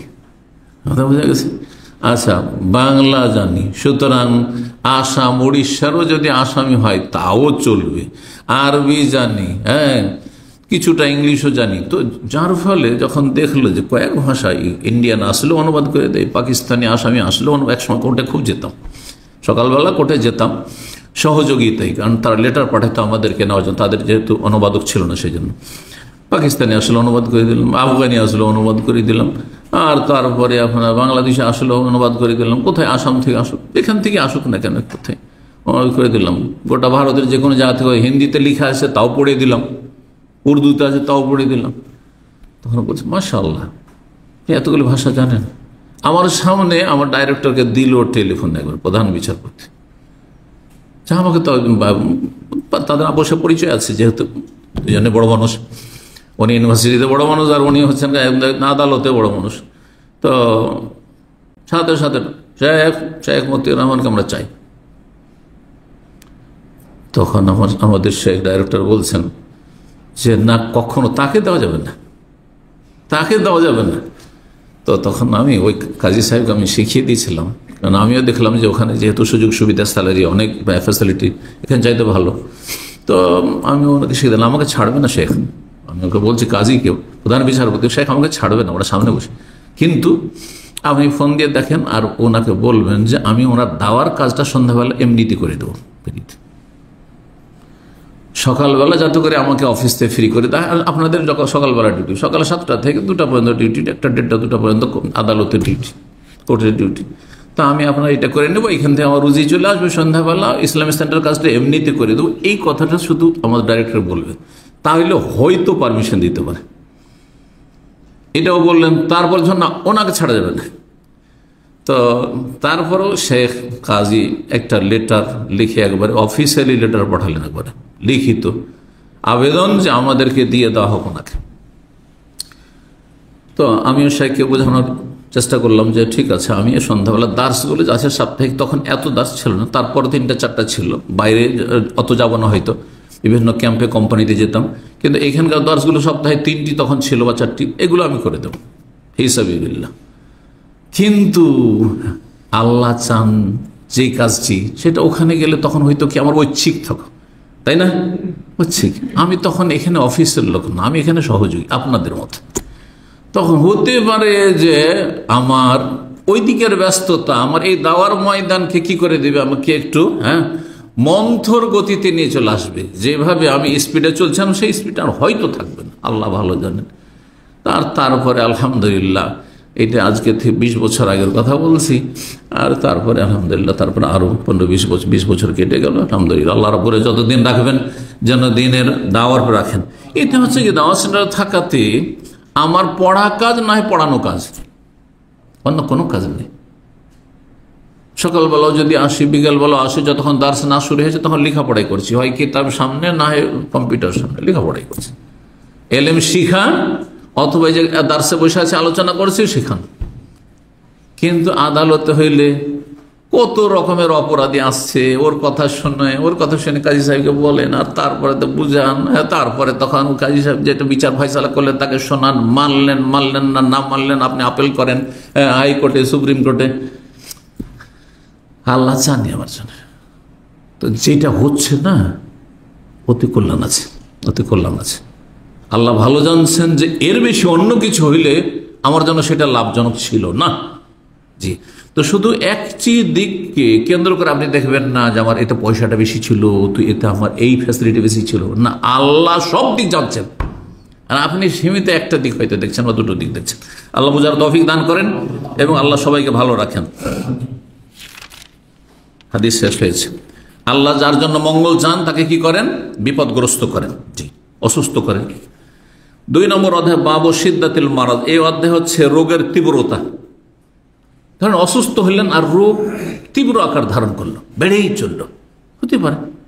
কারণ নবী সাল্লামের ইন্তেকাল হয়েছে, তখন আপনার মাথার কঠিন যন্ত্রণা ছিল, খুব কষ্ট ছিল, জি, মৃত্যুর যন্ত্রণা খুব বেশি ছিল, তো খুব কষ্ট পাচ্ছিলেন নবী সাল্লাল্লাহু আলাইহি ওয়াসাল্লাম, মাথায় পটি বেঁধেছিলেন, এত ব্যথা ছিল। তো রোগের তীব্রতা এটাও বেনিফিট আপনার জন্য। কখনো যদি রোগের তীব্রতা হয়, 5646 নম্বর হাদিস বর্ণনা করেছেন মা আয়েশা রাদিয়াল্লাহু তাআলা আনহা, তিনি বলছেন মা রাআইতু আহাদান আশাদ্দা আলাইহিল ওয়াজআ মিন রাসূলিল্লাহ সাল্লাল্লাহু আলাইহি ওয়াসাল্লাম, আমি কোন ব্যক্তিকে দেখিনি যে রাসূলুল্লাহ সাল্লাল্লাহু আলাইহি ওয়াসাল্লামের চাইতে বেশি তার রোগের যন্ত্রণা বেশি ছিল। আমি নবী সাল্লাল্লাহু আলাইহি ওয়াসাল্লামকে দেখেছি অসুস্থ অবস্থায়, মৃত্যুশয্যায় যখন তিনি অসুস্থ, তার রোগের যন্ত্রণা ভীষণ ছিল। এত ভীষণ রোগের যন্ত্রণা কারো আমি দেখিনি, বলছেন মা আয়েশা রাদিয়াল্লাহু তাআলা আনহা।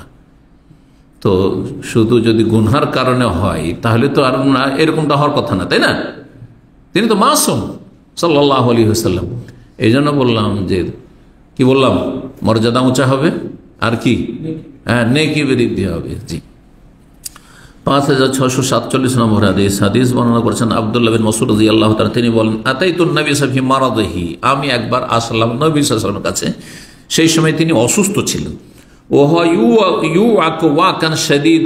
তখন তিনি ভীষণ জ্বরে আক্রান্ত ছিলেন। ওয়াকুন মানে হম্মা, হম্মা মানে জ্বর। আজকাল ওটাকে আরো সহজ করে দিয়েছে হারারা, বলছেন না? হারারা মানে কিন্তু জ্বর হয় না, হারারা মানে হচ্ছে আপনার তাপ। তো জ্বর হলে শরীরের তাপমাত্রা বেড়ে যায়, সেই জন্য জ্বরকে হারারা বলতে শুরু হয়েছে। কিন্তু হারারা মানে তাপ না, হারারা মানে এই যে গরম, হ্যাঁ বাইরে আপনার আবহাওয়া গরম, এটি হারারা। হারারা মানে হিট, গরম। তো নবী সাল্লাল্লাহু আলাইহি ওয়াসাল্লাম ভীষণ জ্বরে আক্রান্ত ছিলেন। ফাকুলতু, তখন আমি বললাম, মা, কে বলছেন? আব্দুল্লাহ বিন মাসউদ বলছেন, ইন্নাকা লাতুআকু ওয়াকান শাদীদান, আপনি এত ভীষণ জ্বরে ভুগছেন, আপনি রাসূলুল্লাহ, আমাদের গুনাহ আছে, গুনাহের কাফারা হচ্ছে, আপনার এত জ্বর হবে, এত জ্বরে ভুগছেন আপনি? কুলতু, বললাম, ইন্না যাকা বিআন্না লাকা আজরাইন। তারপরে আব্দুল্লাহ বিন মাসউদ নিজে থেকে বলছেন যে আপনার জ্বর আমাদের সাধারণ মানুষের চাইতে বেশি, যে ভীষণ জ্বর, এর কারণ হচ্ছে যে আল্লাহ আপনাকে দ্বিগুণ নেকি দিতে চান। নিজের খেয়াল থেকে অনুমান করে বলছেন বিআন্না লাকা আজরাইন, আল্লাহ আপনাকে ডবল নেকি দিবেন, দ্বিগুণ নেকি দেবেন। কালা আজাল, নবী সাল্লাল্লাহু আলাইহি ওয়াসাল্লাম বলেন, হ্যাঁ অবশ্যই। মামি মুসলিমিন ইউসিবহু আযান, যে কোনো মুসলিম হোক না কেন, রাসূলুল্লাহ, আম্বিয়া রাসূল, আম্বিয়া রাসূল বড় বড় রোগ হয়েছে, জি, বিপদের সম্মুখীন হয়েছেন। আজাল, অবশ্যই যে কোনো মুসলিম, ইউসিবহু আযান, তাকে যদি কষ্ট স্পর্শ করে, অর্থাৎ সে যদি কষ্টে কি হয়, নিমজ্জিত হয়, ইল্লা হাত্তাল্লাহু আনহু খাতায়াহু, তাহলে আল্লাহ কি করে, তার গুনাহগুলিকে ঝরিয়ে দেন। হাত্তা এহত্ত মানে ঝরিয়ে দেন, গুনাহগুলিকে আল্লাহ কি করে ঝরিয়ে দেন। কামা তাহাত্ত ওয়ারাকুস শাজার, যেমন গাছের পাতাগুলি ঝরে পড়ে বসন্তকালে। কখন ঝরে? হ্যাঁ, ফাল্গুন চৈত্র মাসে ঝরে না? 3 নম্বর অধ্যায়, বাবুন, অধ্যায় হচ্ছে আসাদুন নাসে বালান আল আম্বিয়া, সবচাইতে কঠিন বিপদ আপদ এসেছে নবী রাসূলগণের জীবনে। সুম্মাল আমসাল ফাল আমসাল, তারপরে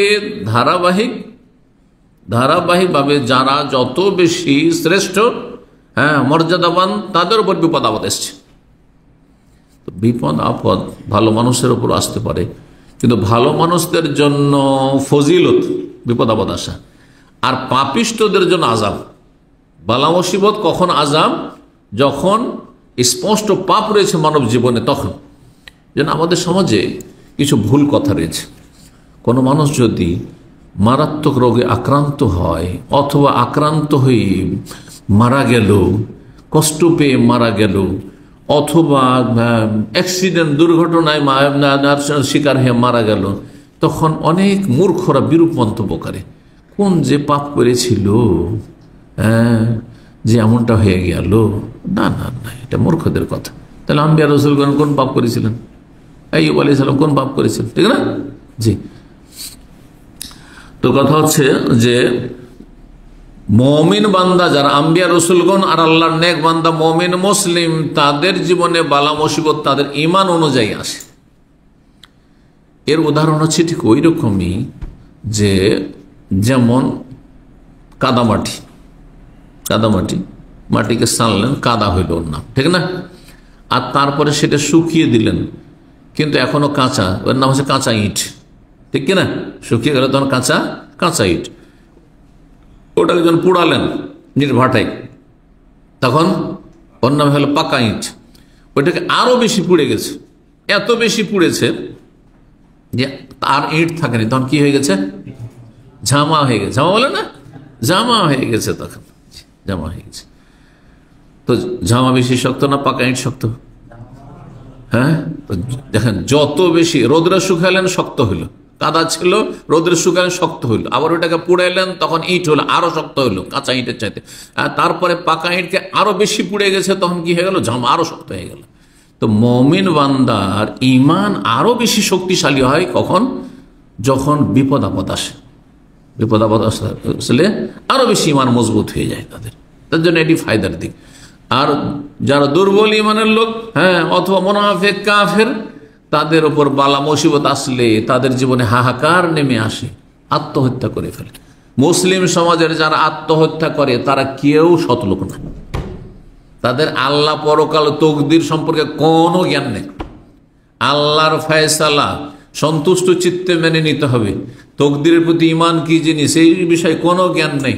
তারপরে এই যে আত্মহত্যা করে মরবো আমি দুনিয়ার কিছু কষ্ট থেকে মুক্তি লাভের জন্য বা রেহাই পাওয়ার জন্য, তারপরে যাব কোথায়? সোজা জাহান্নামে, যে দীর্ঘকাল কোটি কোটি বছর জাহান্নামে জ্বলতে হবে। আর যদি আল্লাহর উপর রাগ দেখে আক্রোশ করে, আল্লাহ তুমি আমার এত কপাল খারাপ করলে, তাহলে কাফের হয়ে পড়তে হবে। আত্মহত্যা কখনো কখনো বড় কুফরি, যখন আল্লাহর অসন্তুষ্টি প্রকাশ করে। আল্লাহ আমাকে এরকম বিপদে ফেললে, শেষ কুফরি। আমার তকদির এত খারাপ করলে আল্লাহ, আমি এটা মেনে নিতে পারছি না। বলছেন আজকাল মূর্খ লোকেরা, এটা মেনে নেওয়া যায় না। কি করবেন, মেনে নিতে চান না তো? কুফরি কথা এগুলো। আসলে আমাদের সমাজে কত কুফরি কথা আছে, ইসলাম ভঙ্গকারী কথা আছে, আল্লাহ জানে। আল্লাহর ফয়সালা মেনে নিতে চাই না, আপনি চান আর না চান মানতে হবে আপনাকে। অসময় শেখেন আপনি, তো এই ভাষাই তো কুফরি কথা। মানে আমার মন থেকে মেনে নিয়েছেন, অসন্তুষ্ট আমি। তার মানে ধরেন আপনাকে খাবার দিল, আপনি আমার মেহমান, আর ডাল আর ভাত দিয়ে দিলাম, কিচ্ছু দিলাম না, ডাল ভাত শুধু, কোনো সবজিও না। মনটা খুব খারাপ, কি করলো এটা কথা হইল নাকি? কোনো জামাই যদি শ্বশুরবাড়ি যায় আর ডাল আর ভর্তা দিয়ে দেয়, তার জীবনেও শ্বশুরবাড়ি যাবে? তার মানে আপনি মেনে নিতে পারছেন না, আপনি অপছন্দ আপনি, এটা কথা বুঝতে পারছেন? তা আল্লাহর উপরে অসন্তুষ্ট হয়, এটা কুফরি কাজ, কুফরি কথা আছে। যাই হোক, আব্দুল্লাহ বলছেন আমি রাসূলুল্লাহ সাল্লাল্লাহু আলাইহি ওয়াসাল্লামের কাছে একবার প্রবেশ করলাম, সেই সময় তিনি জ্বরে আক্রান্ত ছিলেন। ফাকুলতু, আমি বললাম, ইয়া রাসূলুল্লাহ ইন্নাকা তুআকু আকান শাদীদান, আপনি তো ভীষণ জ্বরে আক্রান্ত হয়েছেন। কাল আজাল, হ্যাঁ, ইন্নী উআকু কামা ইউআকু রাজুলান মিনকুম, তোমাদের দুইজনকে যতটা জ্বর হয় ততটা আমাকে একাই জ্বর হয়। তোমাদের দুইজনের সমান জ্বর আমার হয়। কুলতু, আমি বললাম, যালকে বিআন্না কাজের আইন, দুইজনের সমান আপনাকে জ্বর হয়, তার মানে আপনার দ্বিগুণ নেকি, তাহলে আমাদের নেকির ডবল নেকি তাহলে আপনার। কাল আজাল, হ্যাঁ, যালিকা কাযালিকা, এটা এরকমই বিষয়টি। মামিন মুসলিম ইউসিবুহু আযান শাওকাতুন ফামা ফাওকা, যে কোনো মুসলিমের বিপদ নেমে আসে সেটি একটি কাঁটা অথবা ততোধিক কাঁটা বা তার বেশি কিছু লাগলো। ইল্লা কাফফারাল্লাহু বিহা সাইয়্যাতি, তার গুনাহগুলিকে আল্লাহ মোচন করে দেন। কামা তাহুত্তু শাজারাতু ওয়ারাকাহা, যেমন গাছ থেকে পাতাগুলি ঝরে পড়ে যায়, পাতা যখন পেকে যায় তখন ঝরে পড়ে, ঠিক ওই রকম গুনাহ ঝরে পড়ে। 4 নম্বর অধ্যায় বলছে বাবু ওযুব ইয়াদাতুল মারীদ, এই অধ্যায় হচ্ছে রোগীর সেবা শুশ্রূষা করা সম্পর্কে বা পরিচর্যা করা সম্পর্কে বা খোঁজ খবর নেওয়া সম্পর্কে। ইয়াদত শব্দটি অত্যন্ত ব্যাপক। রোগীর সাথে আপনার সম্পর্ক যেমন আছে তেমনটা করবেন, এটা হবে আপনার ইয়াদত। এখন রোগীর স্ত্রী, রোগীর ভাই বোন, রোগীর বাড়ির সদস্যরা, তাদের ক্ষেত্রে যখন ইয়াদাতুল মারিজ বলবো, তো রোগীর সেবা শুশ্রূষা করা, পরিচর্যা করা, খেদমত করা, নেব, বুঝছেন না? কিন্তু বাইরের লোক, গ্রামের লোক, গ্রামে একজন লোক অসুস্থ আছে, আপনাদের মধ্যে কেউ অসুস্থ আছে, আমি অসুস্থ আছি, তাহলে তারও এই আদত আছে, কিন্তু সেটা কি সেবা করার মাধ্যমে? সেবা করা জরুরি না সেই ক্ষেত্রে। অনেক সময় জরুরি, হাসপাতালে নিয়ে যাওয়া জরুরি। ব্যাচেলার আপনার রুমে থাকে, সে কোন দেশের হয়তো অথবা কোন ডিস্ট্রিক্টের, আপনার সাথে কোনো আত্মীয়তা নেই, এক রুমে শুধু আছে না, কিন্তু সে অসুস্থ হয়েছে, এখন তাকে হাসপাতালে নিতে হবে। কে করবে? বাইরের লোকেরা যাবে না, আপনি রুমমেট, আপনাকে যেতে হবে। তখন এ আদতের অন্তর্ভুক্ত হচ্ছে যে ওকে হাসপাতালে নিয়ে যাও, ওর চিকিৎসার ব্যবস্থা করা, যদি ওর সেবা যত্ন করার লাগে তো যতটা পারবেন আপনি সেবা যত্ন করা, কারণ ওর কেউ নেই এখানে।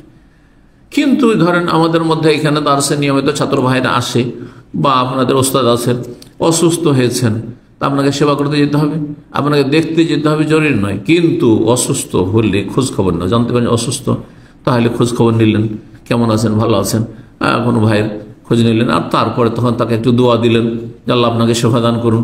এটি হচ্ছে এয়াদা। এই জন্য খোঁজ খবর নেওয়ার অর্থ বললাম। এয়াদত মানে খোঁজ খবর নেওয়া রুগীর, এয়াদতুল মারিজ। এয়াদত মানে হচ্ছে পরিচর্যা করা, এয়াদত মানে সেবা করা। এয়াদত মানে যদি আপনার ওপর দায়িত্ব থাকে আর্থিক তার চিকিৎসার ব্যবস্থা করা, তাহলে আর্থিক দিক থেকে চিকিৎসার ব্যবস্থা করা টাকা পয়সা দিয়ে, সেটাও এয়াদতের অন্তর্ভুক্ত। যদি কোনো রোগী দেখতে যান তখন তার বেশ কিছু শিষ্টাচার আদব কায়দা রয়েছে। সেখানে গিয়ে দীর্ঘ সময় ধর্ণা দেবেন না, বসে থাকবেন না, অল্প সময় থাকবেন, সেখানে বসলেও অল্প সময় বসবেন। তার বাড়িতে গিয়ে বসে গেলেন, বাসায় বসে গেলেন, এখন লজ্জাতে এখন খাওয়া দাওয়া নাস্তা পানি তৈরি করতে হবে, না না, এটাও জায়েজ নয়, এগুলো জায়েজ নয়। অনেকে এগুলো বুঝেন না, এসছে গল্প, তারপরে দুনিয়ার গল্প ধরিয়ে দিয়েছে। এটা রুগীকে দেখতে এসে দুনিয়াদারির গল্প শুরু করে দিয়েছে। আজ না এই গেছিলাম ডিউটি, এই করলাম, সে করলাম, এগুলোর এই সব জায়গা না। আপনি যান, অল্প সময় সেখানে থাকবেন যাতে বিরক্তি না হয় তার, আর তারপরে তার খোঁজ খবর নেবেন, কেমন আছেন, ভালো আছেন, দোয়া দেবেন, শেফার দোয়া, আর তারপরে খুব বেশি হলে তার কপালে একটু হাত দিলেন, মাথায় হাত দিলেন, বাস চলে আসেন।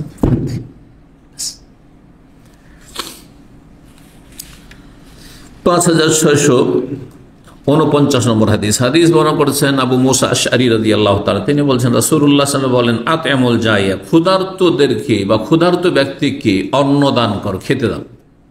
কেউ খেতে পায় না, অনেকে এসছে, নতুন এসেছে, কাজ কাম নাই, টাকা পয়সা নাই, আপনি পুরাতন মানুষ, আর আপনার বিল্ডিংয়ে থাকে অথবা আপনার আশেপাশে থাকে, আপনি তাকে চেনেন, তাহলে খেতে দেন, খাওয়া দাওয়ার ব্যবস্থা করেন। অনেক আছে দেশ থেকে নিয়েও আসতে পারবে না হয়তো। আউদুল মারিজ, রোগীর তোমরা খোঁজ খবর না বা পরিচর্যা করো। অফকুল আনি, বন্দিকে বন্দিশালা থেকে মুক্ত করো। হ্যাঁ, যদি কেউ বন্দী হয়ে থাকে, মজলুম ভালো মানুষ ছিল, নির্দোষী, তাহলে তাকে জেল থেকে ছাড়ানোর ব্যবস্থা করে। কাফেরদের কাছে থাক অথবা জালেম মুসলিমদের জেলখানায় থাক, যদি কেউ নির্দোষী হয় তাহলে তাকে জেল থেকে, বন্দি থেকে মুক্ত করার চেষ্টা করুন। আর যদি অপরাধী হয় আর জানেন যে খালেস অন্তর থেকে তওবা করেছে, তাহলে তাকে ছাড়ানো যেতে পারে যদি তওবা সম্পর্কে নিশ্চিত হন। না হলে অপরাধীকে ছাড়িয়ে নেওয়ার জন্য সুপারিশ করা অথবা টাকা পয়সা খরচ করা অথবা আপনার এই উকিল ধরা, এগুলি হারাম কাজ। আর এই উকিলের সহযোগিতা করা অপরাধীকে, ক্রিমিনাল অপরাধীকে, যে কোনো অপরাধী, আর সে অপরাধীকে ছাড়ার জন্য সে আপনার কেস লড়ছে, এগুলো সব হারাম কাজ এবং রুজি হারাম। এই জন্য যারা ওকালতি করে তাদের অধিকাংশে রুজি হারাম। এই পেশাটি এই দিক থেকে হারাম। না হলে যদি সে হকের পক্ষ থেকে ডিফেন্স করে, আর সত্যের ওপর থাকে, আর ভালো মানুষের সহযোগিতা করে, অনেক ভালো মানুষ ফেসে আছে, তাদের সাপোর্টে সে তার ওকালতির বিদ্যাকে কাজে লাগাচ্ছে, তাহলে রুজি হালাল। কিন্তু তাতে তো সীমিত পেটের ভাত আসবে, পেটের ভাতে তো তার জাহান্নামের মতো পেট তার ভরবে না। হালমিম মাজিদ চলতে আছে, এই অল্প টাকাতে তো কাজ হবে না, যার ফলে এই পেশাটি পছন্দনীয় না। জি,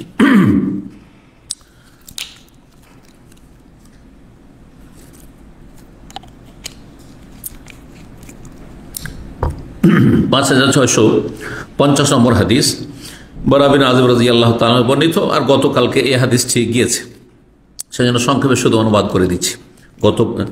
আপনার যে কিসের পরেও ছিল, পানীয় বস্তুর, এই পানীয় বস্তুর শেষ পরেও 4 নম্বরে সে হাদিসটি গিয়েছে। রাসূলুল্লাহ সাল্লাল্লাহু আলাইহি ওয়াসাল্লাম আমাদেরকে নির্দেশ দিয়েছেন বেসাবিন 7টি, আর নিষেধ করেছেন 7টি বস্তু থেকে। 7টি হুকুম আর 7টি বারণ। বলছেন যে না, রাসূলুল্লাহ নিষেধ করেছেন আমাদেরকে, এই যে নির্দেশগুলি এখানে উল্লেখ করা হয়নি। নিষেধ করেছেন খাতামিজ যাহাবে, স্বর্ণের আংটি পুরুষকে নিষেধ করেছেন। অলুবসিল হারির, রেশমের কাপড় পরিধান করতে নিষেধ করেছেন, যে কোনো রকম রেশম, হারির সাধারণ রেশম, দিবাজ পাতলা রেশম, ইস্তেবরাক মোটা রেশম, আলিল কাসি যেই রেশম অন্য সুতি বা অন্য কাপড়ের সাথে মিশ্রিত রেশম, অল মিসারা আর তারপরে নরম রেশম, ওয়ামারানা অথবা রেশমের তৈরি গদি বাহনের ওপর, সিট ধরনের চেয়ারে বা বালিশ বা কিছু ব্যবহার করেছে, সোফা, আর সোফাতে সে বালিশগুলো রয়েছে, তাতে রেশম রয়েছে, সেগুলি ব্যবহার করা জায়েজ নয়। ও আমারা না, আর আমাদের নির্দেশ দিয়েছেন, পরে এসছে আমাদের নির্দেশ দিয়েছেন কি, আন্নাতওয়াল জানাজার অনুসরণ করতে, ও নাউদুল মারি, রোগীর যেন পরিচর্যা করি, ও নফসিস সালাম, আর সালামের প্রচার প্রসার ঘটাই, আর বাকিগুলো গতকালকে হয়েছে। 5 নম্বর অধ্যায় বলছেন বাবু ইয়াদাতিল মুগমা আলাইহি। এই অধ্যায় হচ্ছে সংজ্ঞাহীন বা জ্ঞানহীন, যে বেহুশ হয়ে রয়েছে, সেন্সলেস হয়ে রয়েছে, তার খোঁজ খবর নেওয়া, তার পরিচর্যা করা।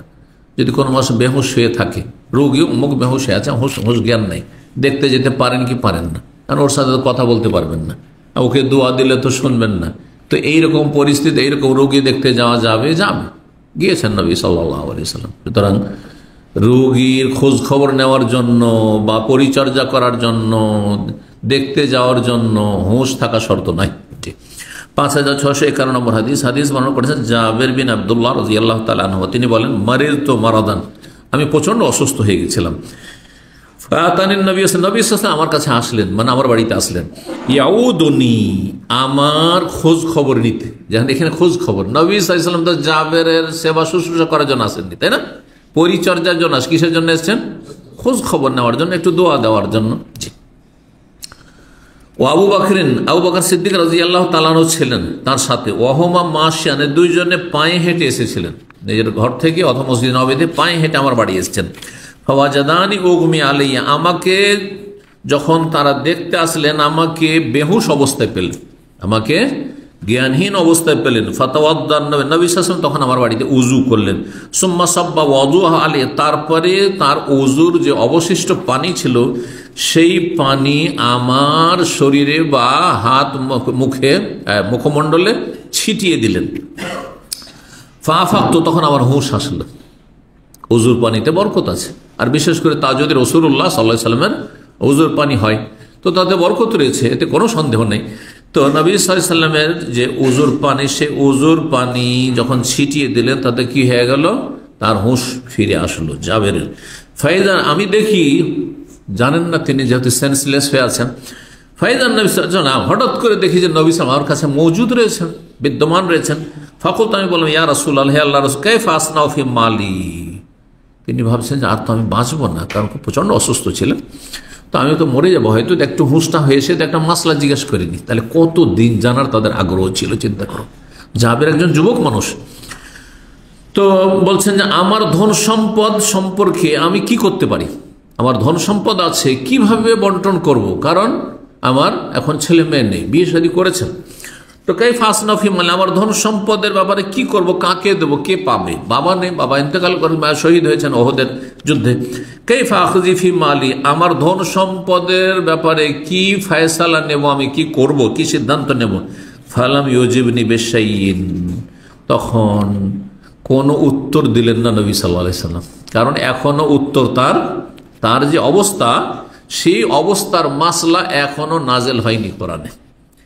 তো ফালাম ইউজিবনি বিশাইইন, কোনো উত্তর দিলেন না, হাত্তা নাযালাত আয়াতুল মিরাস, যতক্ষণ পর্যন্ত মিরাস মানে পরিত্যক্ত ধন সম্পদের ভাগ বন্টন সম্পর্কীয় আয়াত নাজিল না হয়ে গেল। যখন আয়াত নাজিল হয়ে গেল, তখন আয়াত আমাকে শুনিয়ে দিলেন, ইউসিকুমুল্লাহু ফি আওলাদিকুম লিযাকারি মিসলু হাযিল উনসায়াইন। 6 নম্বর অধ্যায় বলছেন বাবু ফজলে মা ইউসরা মিনার রিহ। এই অধ্যায় হচ্ছে মৃগী রোগীর ফজিলত সম্পর্কে। মা ইউসরা, সারা বলা হয় মৃগীর রোগকে। মৃগীর রোগ দেখেছেন? মৃগীর রোগীকে দেখেছেন? কি করে? হ্যাঁ, আছাড় পাছাড় করে, হ্যাঁ, পড়ে আর উঠে, ছটপট করে আছাড় খায়। তো আল্লাহু আকবার, আল্লাহ হেফাজত করুন।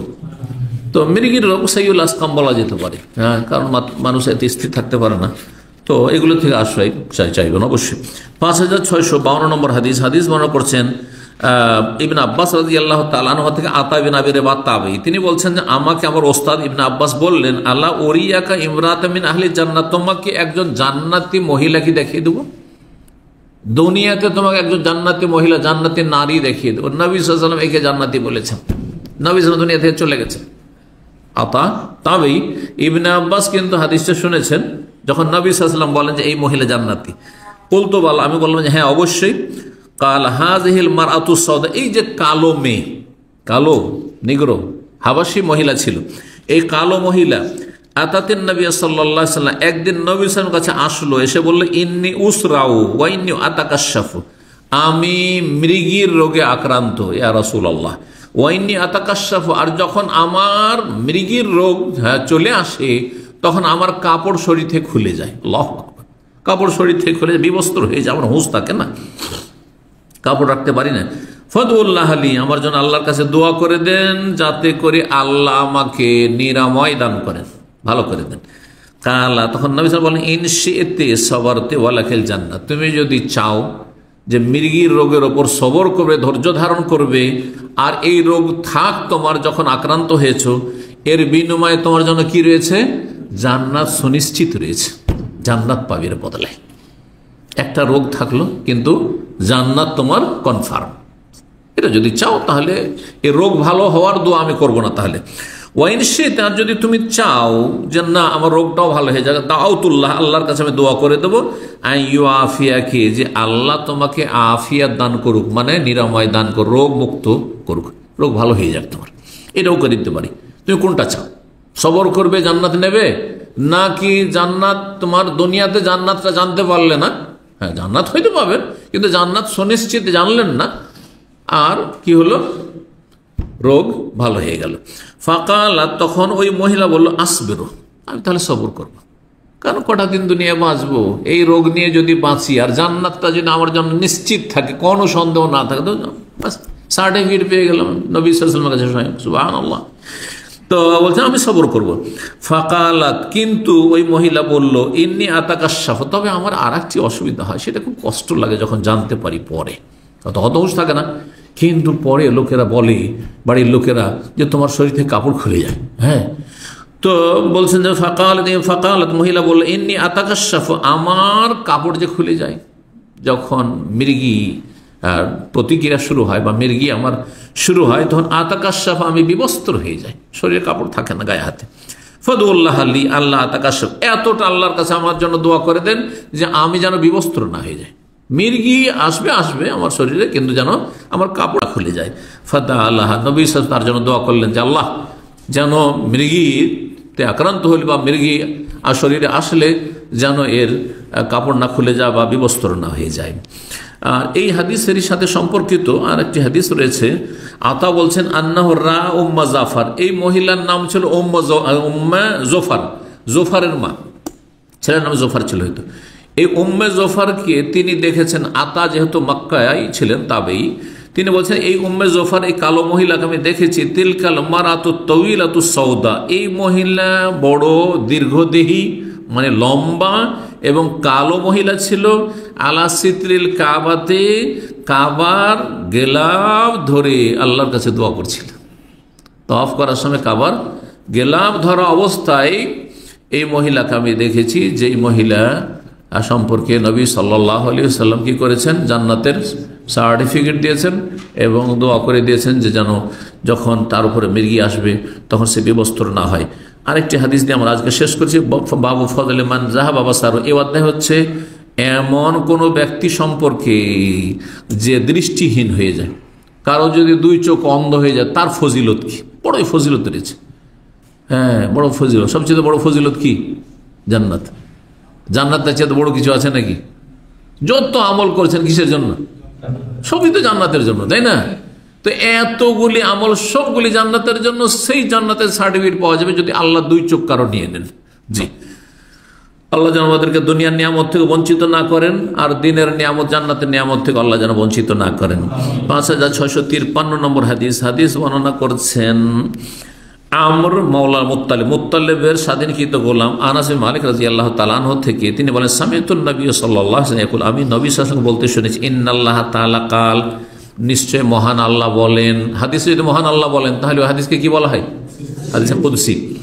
হাদিসে কুদসিতে আল্লাহ তাআলা বলে, ইযাব তালাইতু আবদি বিহাবিবাতাইহি, কোন বান্দাকে যদি আমি পরীক্ষা করি তার দুটো প্রিয় বস্তু নিয়ে কেড়ে নিয়ে, দুটো প্রিয় বস্তু কি? দুটো চোখ। দুটো চোখ মানুষের সবচাইতে প্রিয় বলতে হবে শরীরের মধ্যে, খুব গুরুত্বপূর্ণ। এই জন্য শরীয়তের মাসলায় রক্তপণ বুঝেন তো, দিয়াত, একজন মানুষকে কেউ যদি খুন করে কতটা উট দিতে হবে? 100 উট। আর একজন কেউ খুন করল না, কিন্তু দুটো চোখ অন্ধ করে দিল, হ্যাঁ, দুটো চোখকে কি করে দিল? নষ্ট করে দিল। তাহলে কত দিতে হবে জানেন? হ্যাঁ জি, এক একটা চোখের মূল্য হচ্ছে 50টা উট। 50টা উট, জি। কিন্তু তাহলে চোখ কত বড় নিয়ামত! কারণ এই চোখের নিয়ামত যদি আল্লাহ নিয়ে নেন, দুনিয়ার কিছুই দেখতে পাচ্ছেন না। স্ত্রীকে দেখতে পাচ্ছেন না, ছেলে মেয়ে দেখতে পাচ্ছেন না, জমিন দেখতে পাচ্ছেন না, সামনে পিছনে ডানে বামে কিছুই দেখছেন না, দুনিয়ার রং গাছপালা কেমন কিছুই দেখতে পাচ্ছেন না। কত বড় নিয়ামত থেকে ব্যক্তি বঞ্চিত। এই জন্য তার বিনিময়ে যদি সে ধৈর্য ধারণ করে জান্নাত দেবেন। এজাবতালে, তো যদি আমি পরীক্ষা করি, বালা মুসিবতে নিমজ্জিত করি, কিসের? বেহাবিবাতায় দুটো প্রিয় বস্তু কেড়ে নিয়ে, ফাসাবারা, এর উপর যদি ধৈর্য ধারণ করে, তাহলে ধৈর্য ধরতে হবে। কেউ হাই হাই করে, হাই আল্লাহ আমাকে যোগ দিল না কেন, তাহলে গেল, হ্যাঁ, সবার করবে। আউয়ালতুহু মিনহুল জান্নাত, তার বিনিময়ে তাকে আমি জান্নাত দেব, তার বিনিময়ে তাকে জান্নাত দেব। এখানে আজকের আলোচনা শেষ করছি। ওয়া জাযাকুমুল্লাহু খাইরান ওয়া সাল্লাল্লাহু ওয়া সাল্লাম আলা মুহাম্মদ ওয়া আলা আলিহি ওয়া সাহবিহি আজমাইন।